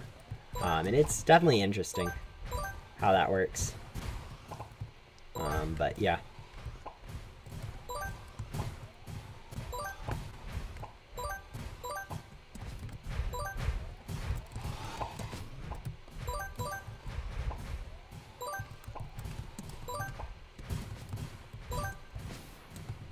Or Ghost Simulator.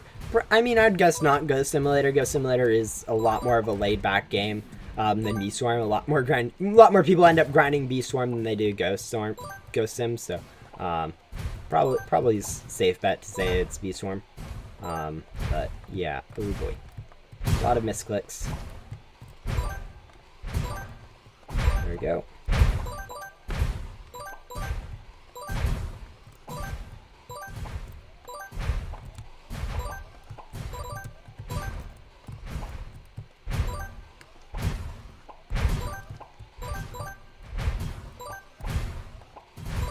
Alright, there you go. Now that I've dealt with the ghost, I can go back to watching chat. Yeah. And my background ran out. Alright, but the reason why I spent so much time on Bee Swarm is that I only joined about a month after its release. Yeah, I know. Joining when your game first is released can be very, very satisfying and interesting to do. Since you know you're like on par with everyone else, so if you put in the time, you can be one of the better players of the game. So you only really have to play keep up. You don't actually have to play catch up. Like most of the people, once you get into a game that has been out for a while, to get good, you actually have to play a lot of catch up, while everyone else is kind of just keeping the similar stuff or already have that starting bonus. Then I got addicted to it. Yeah, getting addicted to stuff is very interesting to see it happen.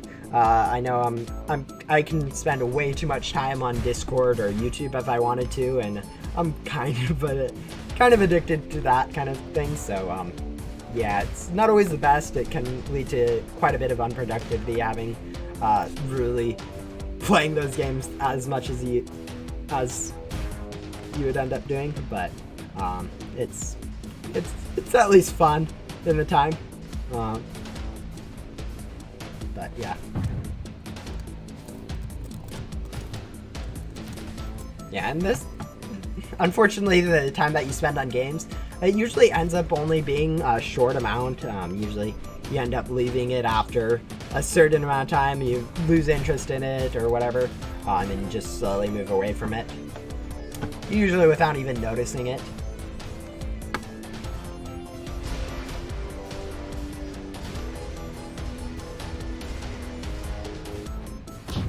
Yeah. Bee Swarm Sim does have a lot of time between updates. Usually means the updates are pretty good, but because of it being a single developer, time between updates is quite long compared to other games. Like especially Ghost Sim, who has a decent team. They're able to push out small contents every month, every few weeks, which is pretty good. But yeah. Being a solo developer can be pretty hard for developing and keeping updates. Let's do this.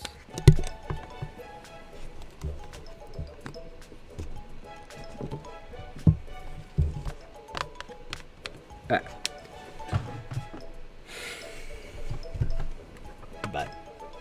yeah, definitely taking some time to grind between updates and games that you enjoy is one of those things that a lot of people end up not doing. Like for Ghost Sim, I used to be only playing each update as they came out to get all the new content and stuff. But now I'm really planning on grinding between updates to advance just kind of get some fun out of it instead of just keeping up with the updates. So yeah, I wonder how I'm doing in terms of all-time stats. I'm nearing the 4 trillion ectoplasm, it looks like, so that will probably happen pretty soon. I know this isn't the most efficient way to be grinding for ectoplasm, so not really a big big gains in my ectoplasm this event, but probably by the time I start grinding again for gum or anything else, I will probably be up to 4 trillion. But yeah, those ectoplasm, getting ectoplasm, like your first trillion can be a big deal.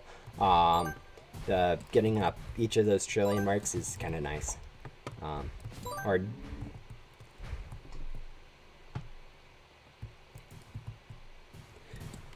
oh, there's now 2 devs. That's actually pretty cool that the V-Storm Sim now has another dev. I didn't realize that. But that's definitely nice to have more than one person working on a project.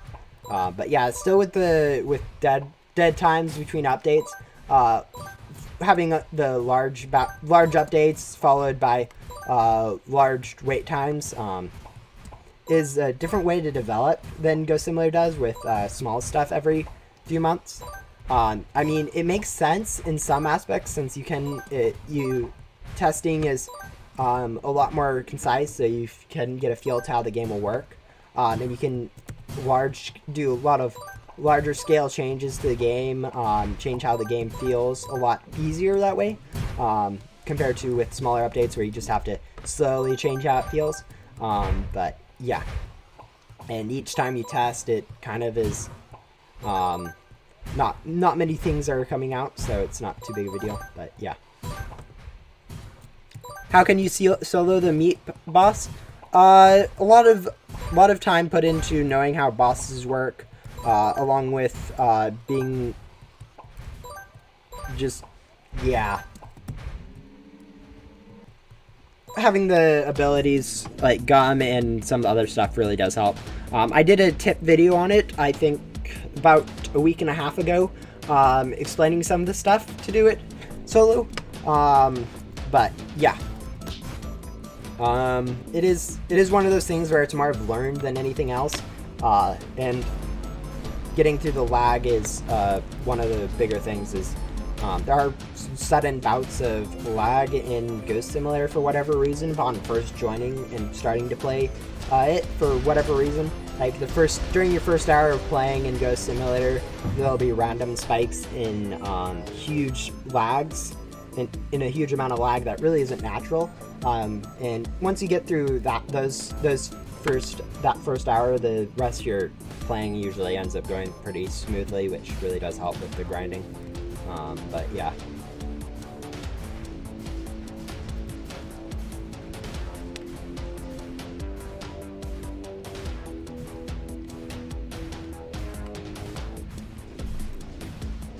And a lot of it does have to do with the experience of doing it now a few hundred times.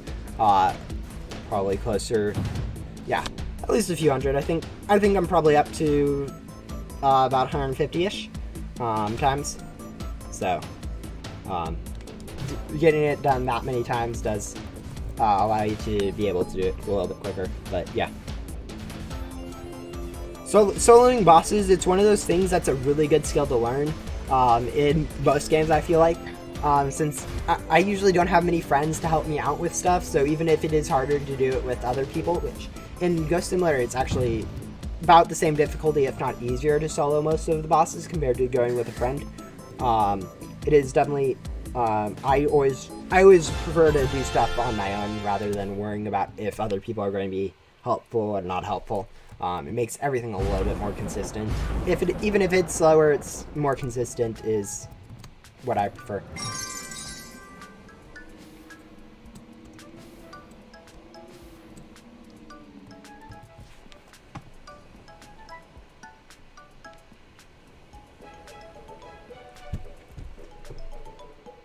But yeah, the experience plays a big role too.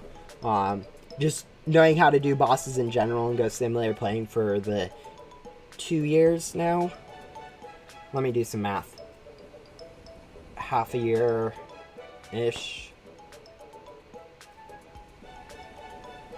Alright, so that's 9 months before the 2020 event. So I've been playing for about over a year and a half now on Ghost Simulator, so yeah, that definitely has played a big part of it. Yeah, it's weird to think now that I've been playing Ghost Simulator for that long. I think it's a year and a half. Did we really progress to the? I'm trying to remember. I think we progressed. Yeah, I think it was only like a 6 months difference between being in Ghost World and then the start of Backdoor. That's insane. I that there was a 6 months between the introduction, or less than 6 months between the introduction of Ghost World and then the conclusion of the Backdoor. Yeah, that sounds about right. I could have sworn it happened a lot slower than that. Since in the last year and a half, or year or so, we've only really seen the addition of the Void World and then the rebirths from that. So basically the same amount of content-ish as the Backdoor has been added in the last month, or in the last year. That was added within 6 months of the Ghost World being added.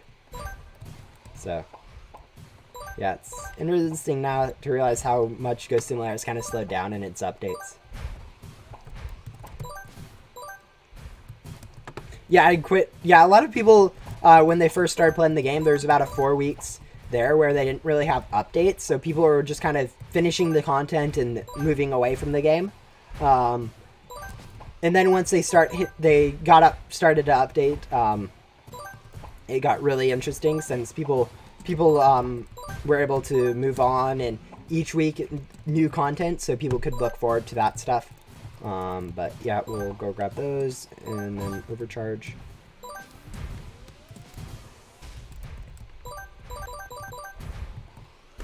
But yeah, it's the first 4 weeks was definitely a time when it was being very successful and a lot of players were playing it. But the fact that it took so long for the first update may have ruined it a bit, in a sense. Not too bad, I don't think, but since it still had a lot of players for its first few events, and you still see every time I play on public servers, you can look through someone's inventory and find someone who has random stuff from those first 2 events, and you're like, how are there people still out there that are sitting there with the bolt pet or those random commons and uncommons from the event? And it's just interesting to see how that works. But yeah.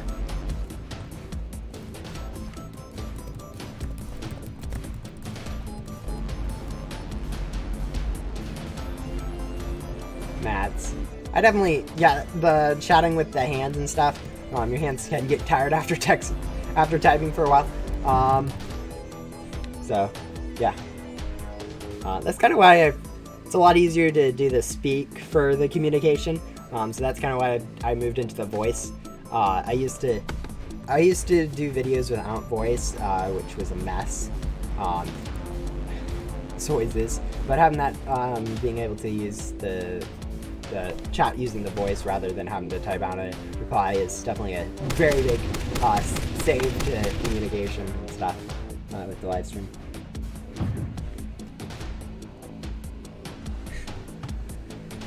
Yeah. And one of the big things is there's definitely a lot of older people that just haven't played ever again with some of the random like limited store stuff from way back then, and those things are really valuable. So a lot of, which is kind of sad to see how some of those people, when they do come back, they end up getting sharked for those items rather than keeping them and knowing their worth, which is kind of unfortunate. But yeah. How many times the YouTube algorithm is being funny today? Apparently it thinks you want to watch this stream. But anyways, welcome back to us today. It probably sensing onto the fact that you've clicked on the stream already multiple times. So it thinks that you kind of want to check in every once in a while. But yeah, stream can be weird. Oh yeah, making videos without voices. It's something that I know it makes sense for some people, since not having that mic and keeping the anonymity is kind of important when they start out. but at the same time, it really helps your video, really helps making of the videos, the interactivity of the videos, and all that. So, yeah. Yeah, the YouTube algorithm's weird. I'm glad YouTube's recommending my content to particular people, but at the same time, it's kind of weird to see it happening a lot. Well, I'm just stay now. Yeah, sometimes it's probably not the most interesting stream to be watching. I can attest that there's almost definitely more interesting content on YouTube. But yeah, it's nice to see people at least thinking it's decent. And I forgot a glitchy XCOM last time, didn't I? I noticed that my numbers are off. They're off by an even number of 5 last time, and now they aren't. So I think I missed an glitchy XCOM last time grinding, which isn't too big of a deal, I don't think. But yeah. About 40 more minutes of the stream that I'm planning on doing, so that's probably going to be round about 7 more fights, I think, so that's pretty good, time-wise. Probably closer to 8, seeing how I've already started one, and the beginning parts of this are probably one of the longer terms, but anyways, yeah. Yeah, it's kind of hard to show emotion too. The emotional aspect can really help keep people entertained with the videos, having the emotions on the words and stressing stuff and just making everything a little bit more interesting rather than people having to read. People don't like to read for some reason. Like, I don't know what it is, but apparently people don't like to read. Can't be because it's boring and hard to do, and but yeah. And the fact that you have to do it so much for school, which most people find to be quite annoying. But yeah. Making videos is definitely an art that you have to get used to. And I'm nowhere near good at it. I don't have good video editing skills. I don't know what I should do. I know in my latest video, I think I made a decent thumbnail for it. But like the first part of the video is kind of bland. I feel like I needed a transition between the introduction and a bit more pizzazz in the introduction of my latest video, rather than what I did. But it's not really too important to me that my videos aren't perfect. That's just kind of how content works. So I kind of just do what I think is good, and all that good. I really don't care too much for making perfect content. Is it sad that I have 20,000 minutes on Ninja Legends? I have no idea what that is, but finding a game that you enjoy is it's not bad. Getting a game that you really enjoy playing is probably one of the better things, even if it is a silly game that other people don't like. Finding it for yourself is what really matters, since if you can find good content that you enjoy yourself, is pretty important, rather than worrying about how much other people think your content is very good. But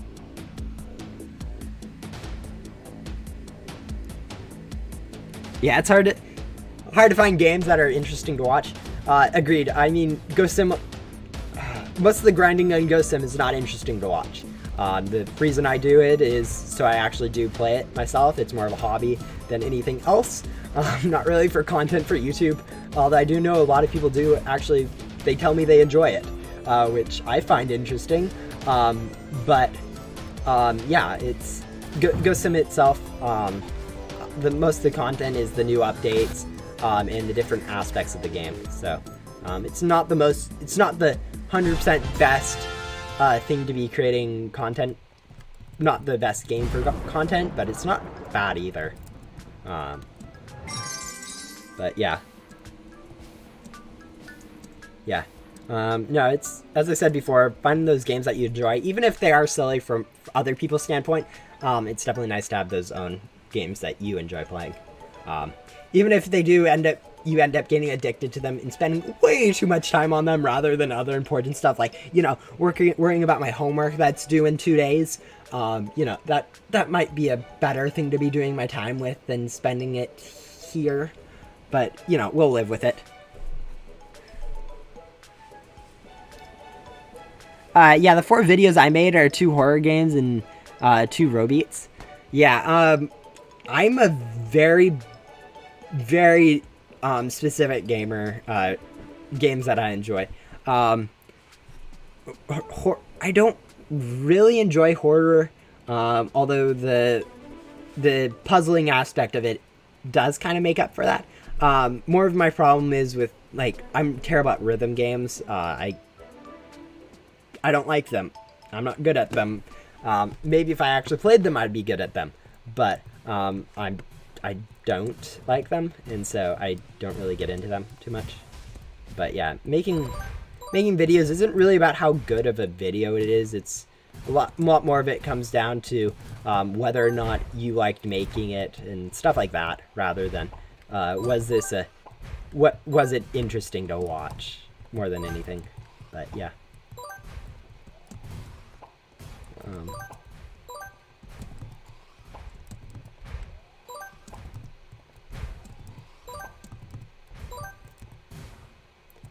It took me a while to get good at Robeats, and my keyboard is suffering from it. Okay, yeah, and just pressing the same keys over and over again can, especially when you have to do it pretty fast, so you end up probably clicking it harder than you need to. I definitely can see that being kind of a problem to the keyboard, but yeah, yeah, keyboards. I don't think keyboards were made for gaming. I mean, there are definitely gaming keyboards, but I don't have one. And I would guess most people don't have a gaming keyboard just lying around. I'm just using a laptop, so I'm using a laptop keyboard, and it's definitely doesn't make too much of a difference to me. But of course, I'm not playing first-person shooter games where it's really important to have that instant feedback that you'd get from a faster keyboard, or I'm not pounding on the keys as much since I'm playing slower games, and so I can definitely see other keyboards definitely having problems with it. So yeah.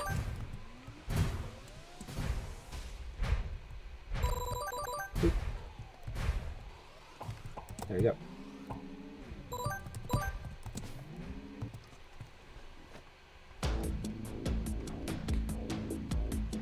Is it worth it getting a one-hand keyboard and mouse for mobile? I have no idea. I don't play on mobile, nor do I know at all what a one-hand keyboard or mouse is. I don't know. A lot of it has to do also with how much that they work with what you're planning on doing. Like, I know if I try to play, like, I have a wireless keyboard and a wireless mouse. They don't really work on my mobile devices for the stuff I would want them to. For instance, playing like Minecraft on mobile, the keyboard and mouse really don't work the way you would think they would for the game. So it's more of it's how it would work with it, anyways. So I wouldn't recommend, but also matters a lot about your own personal stuff. So I don't know. I can't really gauge that. A lot of different things have usability differences, where even though the game has a version where you can play with a keyboard and mouse, the one that you're playing on doesn't, and so it just doesn't work usually the way you'd think it would.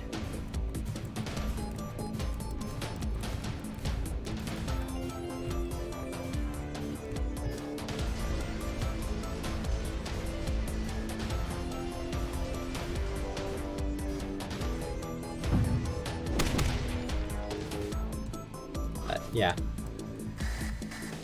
that's definitely a very particular question that I can't answer, since I basically all of the gaming I do is on my PC.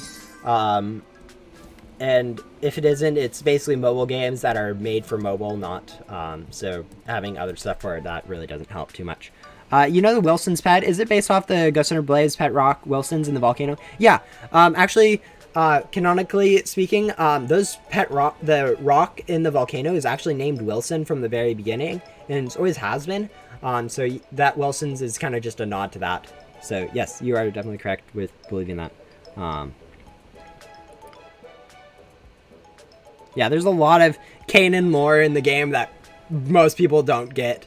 I know I was speaking about earlier in this stream, the fact that there is currently lore in the game from like 3 months ago or longer about who the random girl, hologram girl that appears is, and who the Rebirth NPC is, and just no one's found it yet. So yeah, there's tons of lore in the game that you really need to ask and look for. So not knowing stuff like that is actually a lot more common than you would think. The developers were saying no one really does know who those has found that lore bits yet. So yeah, so not knowing lore is not too big of a deal for most people that play Ghost Sim.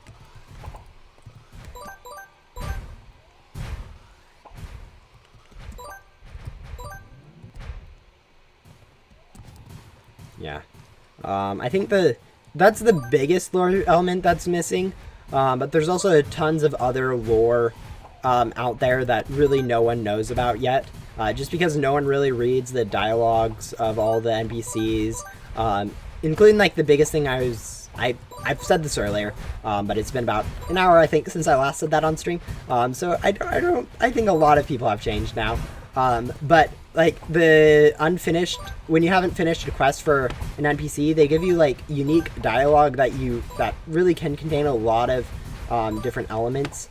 I think the biggest thing that I've seen is actually one of the developers, the one on the Yellow Island, so Diddy, in the Void, actually hinted at the coming of more content even when Void was just the last place. The unfinished dialogue literally had the backward and scrambled message saying this is not the end, more to come, and most people ended up missing it. So yeah, there's a lot of different lore aspects that very few if any people actually do pick up on in the game. So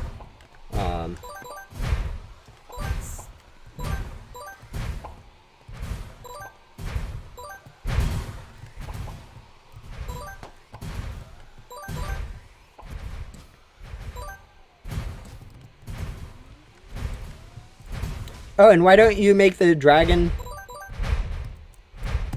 I'm not a developer.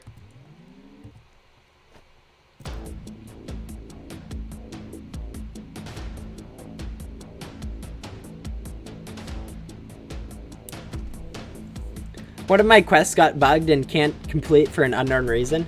Oh, that's actually very annoying. I think there are a few quests that are kind of tricky to complete.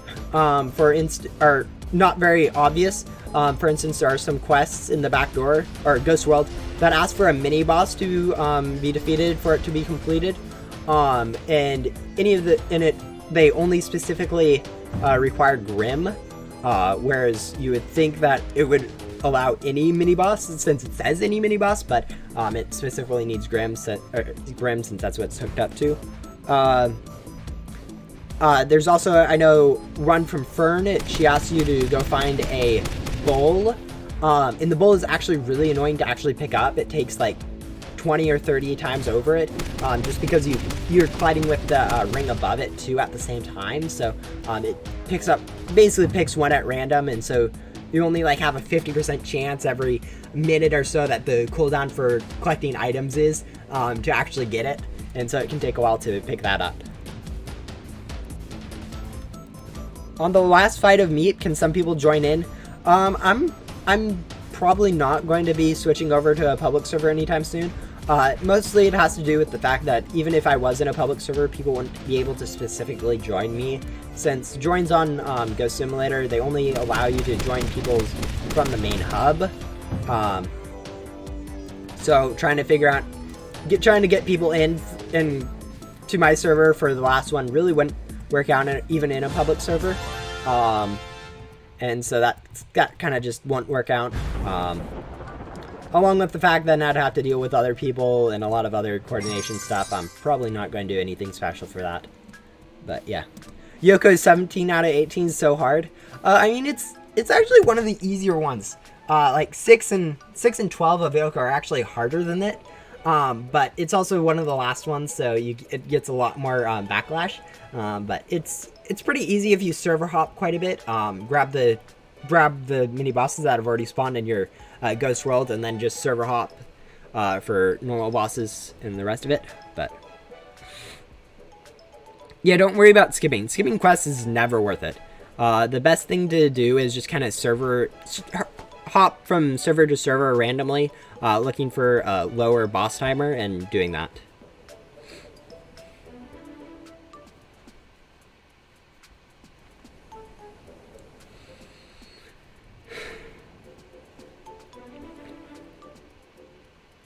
Why don't you send the server link? The problem with VIP servers in Ghost Simulator and most other games that or experiences, I guess, that have the structure where they have the different worlds that you can interact with, is the fact that the other worlds can't be joined through the private server. Through a private server, so the private server only really sends you to the private server of the main hub, and then outside of the main hub, you're actually sent to a different servers that aren't part of the private. They're basically just solo normal servers that no one can join you in, and so that can basically makes it so that most people can't. So that private servers really don't work the way you think they would. So you can't actually join anyone while they're grinding in VIP servers.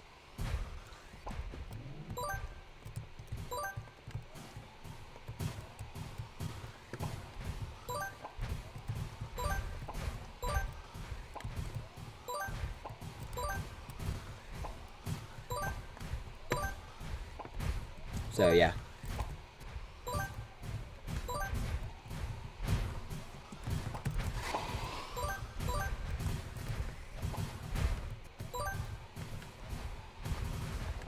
Sorry, not really able to read chat, since I'm using loot gum. I'm trying to be a bit, more, efficient in my, getting of the ghosts so I don't waste too much time.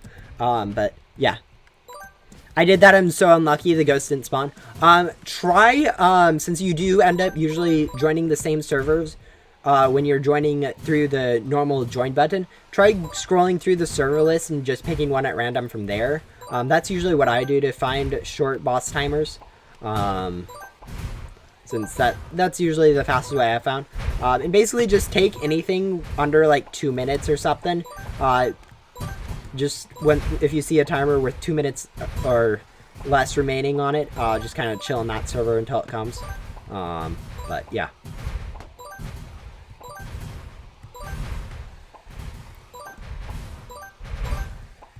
Yeah, I try to, sometimes I'm quite silent during a stream if I'm trying to focus on grinding or something, or nothing's going on in chat. But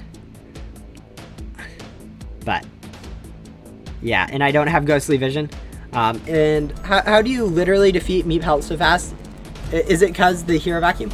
Actually, no. It's just the Meep goes down the same amount of health no matter what vacuum you're using, what pets you have. Basically it's a 3-cycle boss, so each time the shield breaks you're able to do 33% health, and so basically just staying as near to it as possible, so that right when it drops you can vacuum it instantly like that, allows you to get that full cycle each time, and that's really how I'm able to do it quite quickly. But other than that, there's really not much to it. Making sure that you're shooting as fast as possible is another bigger one too, I guess. Since staying close to it allows the shots to hit faster, and instead of worrying too much about zooming around the map, like, you know, using your hoverboard to move around, just worrying more about keeping your mouse on it so that it's actually taking damage to its shield every time as fast as possible. So yeah, I have there's really not much to do with luck. The only real luck thing is if you get hit by an attack right as it falls, you might end up missing the cycle. But yeah, I made a tips video about it recently that covers basically some of the things that help me do it faster. It has some good stuff. It's basically what I just said about staying close to Meep and vacuuming as soon as it drops. But yeah. Yep. Yeah, the shield health scales with how many people are in the room. So the fact that I'm doing it solo means it has a lot less health than if I was playing with randoms. And since randoms, I found, are always going to be worse than me doing it alone, or most of the time at least. I really don't ever see a point to go grind in a public. So that's why I do it in a solo. It makes the shield go down a lot faster since the only person is shooting as fast as I can, rather than having to worry about other people not knowing how to efficiently grind.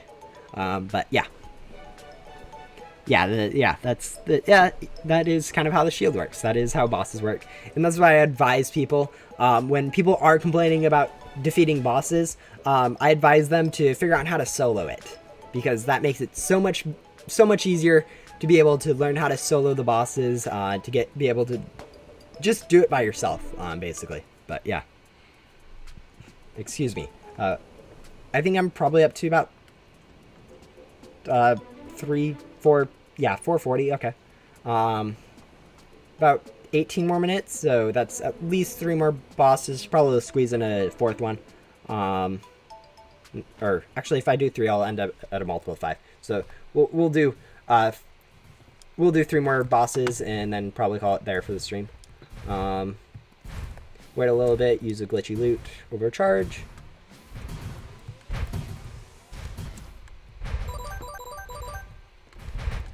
But yeah, so 3 more meeps that I'm planning on doing this stream. Yeah.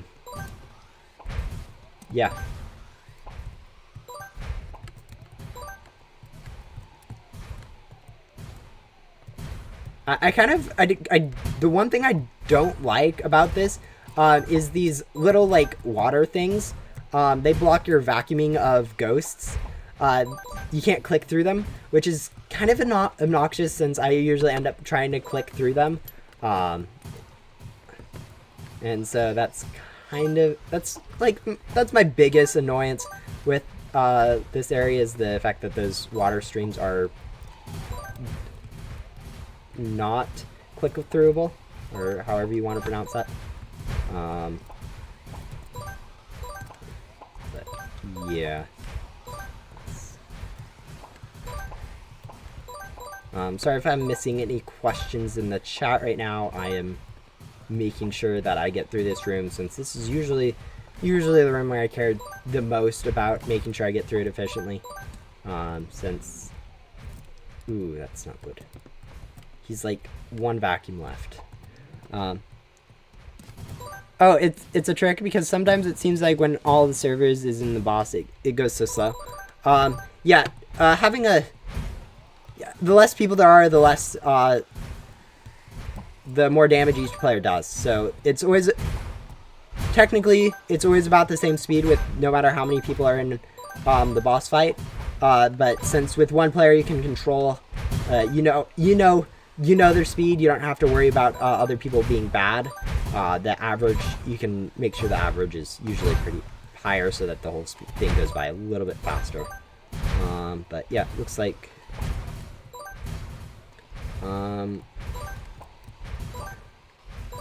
So is it a trick? Because sometimes it seems like when like all in the server is in the boss, it goes slow. Yeah, it's not really a trick. It's just kind of a math thing, so that you don't get a huge advantage by going with a team of 12 compared to going solo. Yeah, every boss is 9 minutes. Meep. It really depends on the boss. Mini Final is currently the longest boss, and it takes about 15 minutes per cycle. Whereas Meep, it takes about 5 to 6 minutes for grinders, and about for non-grinders it can take a little bit longer, up to like 9 to 10 minutes for Meep. Another example is Bossbo, who takes a total of 3 minutes for the whole thing, including the minute it takes for you to wait for him, the probably minute worth of cutscenes, and time to travel between the cell and the next time to start it.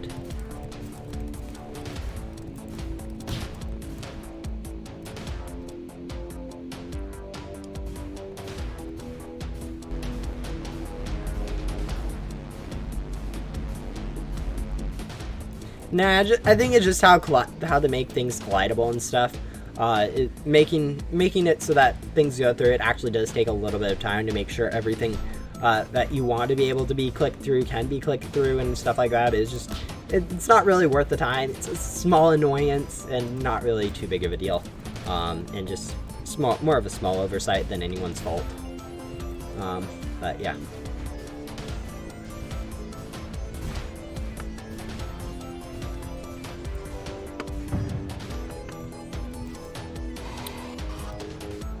So 6 minutes? Yeah, it's about 6 minutes per Meep. Really, it does a little bit depend on what gun I'm using, how efficient I'm being, how much I'm reading chat too. If I'm reading chat a lot more, time's obviously going to be a little bit slower. If I'm not using vac gum, time will be slower. A lot of things play into effect. But yeah, about two more bosses I'll be going through, I think. So yeah. And then I'll be the end of the stream basically.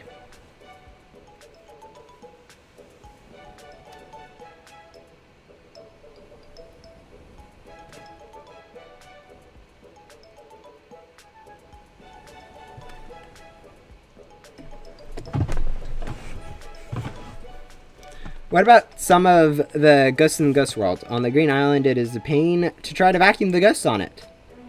Green Island, Ghost World. Oh, you're talking about Void. Yeah. There are sometimes there's invisible parts. I think that's the case with the Mackey's area. There are invisible parts from the trees and stuff like that. They're completely invisible. You can't touch them. But they are kind of in the way of the vacuum click. And so those are the things interrupting there. Sometimes there is, for the example, the Bat Ghost from Halloween events. Actually had a very bad hitbox, so you could only click the features of it. So like its tail, its eyes, and its mouth, basically. And other than that, you couldn't really click its body. Some of the other ghosts, like the dragonfly ghosts in the Ghost World, you can't click its wings. So how much they spread the code to each different part of a ghost can play a big deal. But in terms of Mackie, there's invisible parts everywhere that mess up with where you want to click it. So you kind of have to go find the correct angles and stuff for those ghosts. I consider the Void the Ghost World. Yeah, they're very similar. They have a very similar color scheme. Their anti-gravity stuff, or lower gravity stuff, is all basically the same. They're basically an open world with islands. So yeah, I can definitely see them being, you considering them the same and being pretty similar. So yeah. But yeah, there's a lot of different things about Ghost Simulator that are weird and people don't quite understand. Even some of the testers, or even some of the people that have been playing the game for longer, like me, a tester, don't understand all the aspects of how the game works. I'm better than most people, but there's still some stuff that really throw a wrench in my idea of how the game works. Like for instance, stats. The stats in this game, how they level up based off of your level, is actually linear-ish. Basically what they do is at every level that you increase your, as a general rule, every time you increase your pet one level, it increases 0.035 times. But since it starts at level 1 and goes up to level 10, where they want that 35% increase, they have to, since that's only a 9 level difference, they have to do something weird there. Which is a common problem across all games, is when they have you start at level 1 and go up to level 10, and they want it to be a nice even multiple of 10 number, and they use a normal fraction, well, like that. They end up, you have to end up squeezing somehow squeezing it into those 9, the same as leveling up 10 times. Once you hit level 10 though, it's 30. It's the same 3.5% increase in stats every level for up till 15. So it leveling is weird, and I've just recently learned how it works.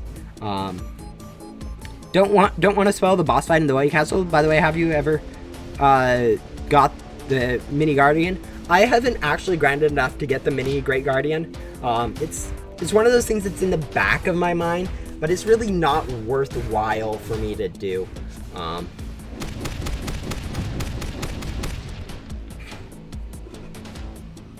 To be honest, the like things in the void is like the underwater coral, but more thin. Interesting. How do you get mini great guardian? There's a 250 key drive crate where you can get a mini guardian.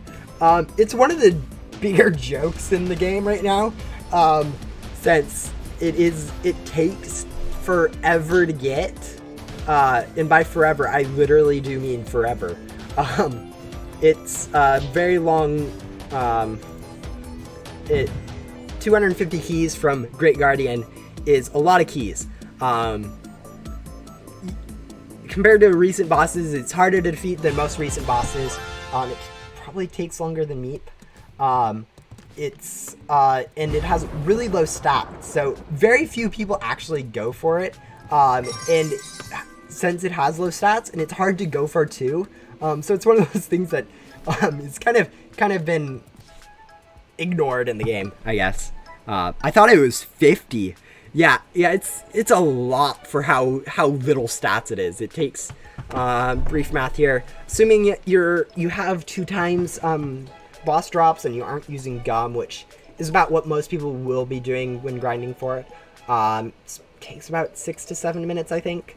We'll go with 6, which is 20 an hour, same as Meep.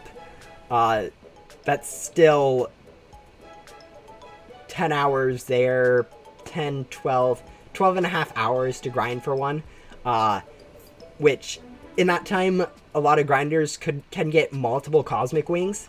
Like one of the best players I think currently is getting about 1 billion gems an hour if they try. So going 12 and a half hours for a low stat pet with no other benefits can be quite annoying, honestly. So yeah,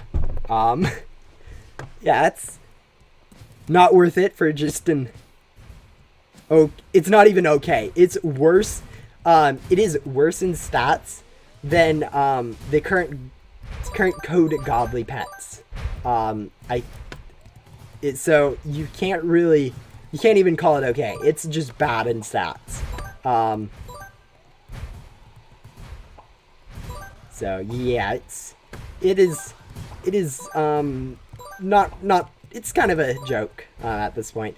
But yeah, it's something that I've been toying with. But yeah, as I said, people can get about 1 billion gems an hour. It takes about 6 billion gems on average to get a cosmic wing. So in the time it takes for you to get for a grinder to get a mini guardian, they can get 2 cosmic wings. So that's the kind of yikes moment.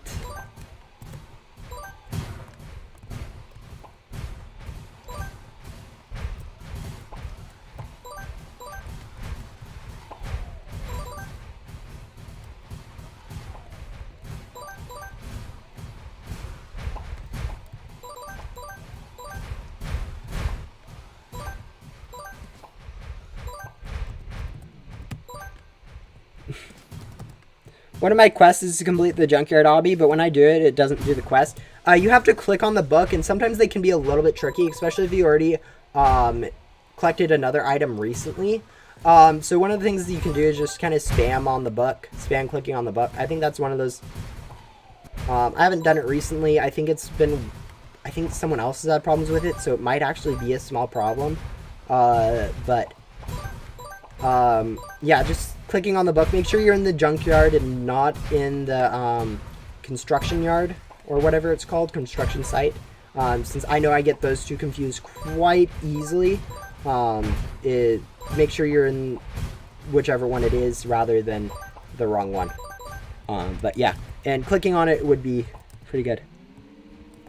Isn't it a mythic? Like, why would it be a mythic? Right when it came out, it was really good in stats. Like, actually quite good in stats and easier to get than actually a lower stat pet that was also mythical that was harder to get at the time. So the fact that it has the stats it does actually makes a lot more sense when you consider when it came out. But looking at a lot of the stuff that did come out, it's kind of interesting to note how bad of stats they look like now when you compare them to what we currently have. Like all of the quest pets, like 8-bit, big one, musical, another one, unstable somewhat, but all those pets are low in stats now, but when they came out, they were actually quite good. So you got to realize that.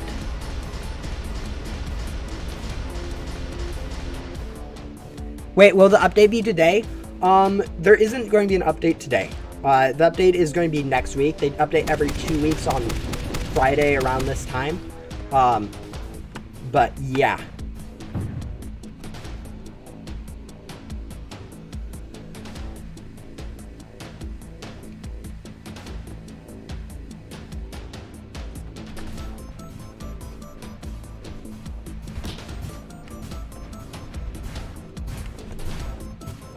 Update is coming. It is coming tomorrow, probably around this time, or next week around this time. Yeah, they do a 2-week update schedule. So no new code will probably be released this week, since they usually do a code every update, which is every 2 weeks. So yeah. Does luck gum increase luck for boss crates? As far as anyone knows, no. Basically everyone agrees that no. No one knows for sure, but it's a pretty safe bet that it doesn't, based off of the indications that these chances don't change with lucks. Like if you look at these are the same for everyone, no matter if you have luck or not. So everyone basically assumes that all of the luck works the same way as that, and so your luck doesn't change. So yeah. I still remember when the purple Pegasus was like the best pet in the game. Yeah, that was an interesting time in the game. I wasn't around for that. I mean, I did join and since purple Pegasus was at the time, it was a really good pet. But at the same time, I had Overseer basically. Within like the first 2 weeks of me playing, I had an Overseer pet for stats, which was quite good. If you aren't in, so yeah. Tomorrow guessed it. No. Yeah, updates every 2 weeks, so next week it'll be updated. But yeah, that'll be it for my stream. This is going to be updating very shortly. It's going to be a bed board and also another similar purple dragon pet, I think, based off the leaks that the developers have done. That's kind of what the content's going to be.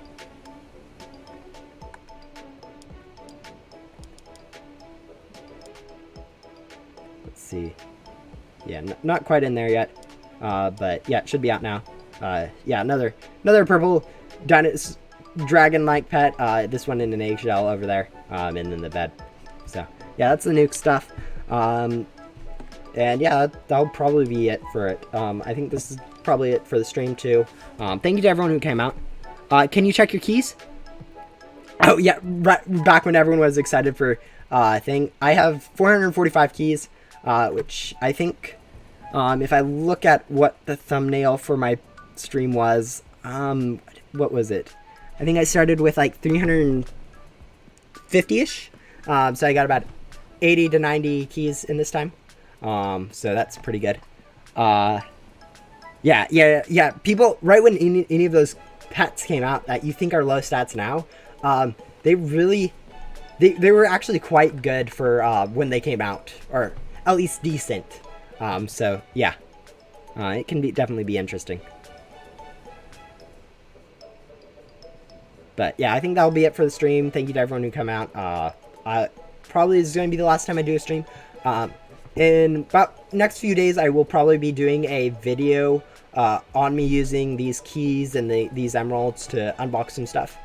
So if you want, you can probably subscribe and turn on notifications for that content. Subscribing is mostly optional. You can just kind of look up my channel every once in a while to see if I've dropped it. I know I do that with a few YouTubers where I'm like, I don't really want to subscribe to you for the notifications, but I kind of want to see your content. So like every few days I kind of go search for these YouTubers to go see what content they've uploaded. Yeah. So, yeah. Anyways, everyone stay safe. If you are planning on grinding Ghost Simulators, have fun. And that'll be it for me. Bye.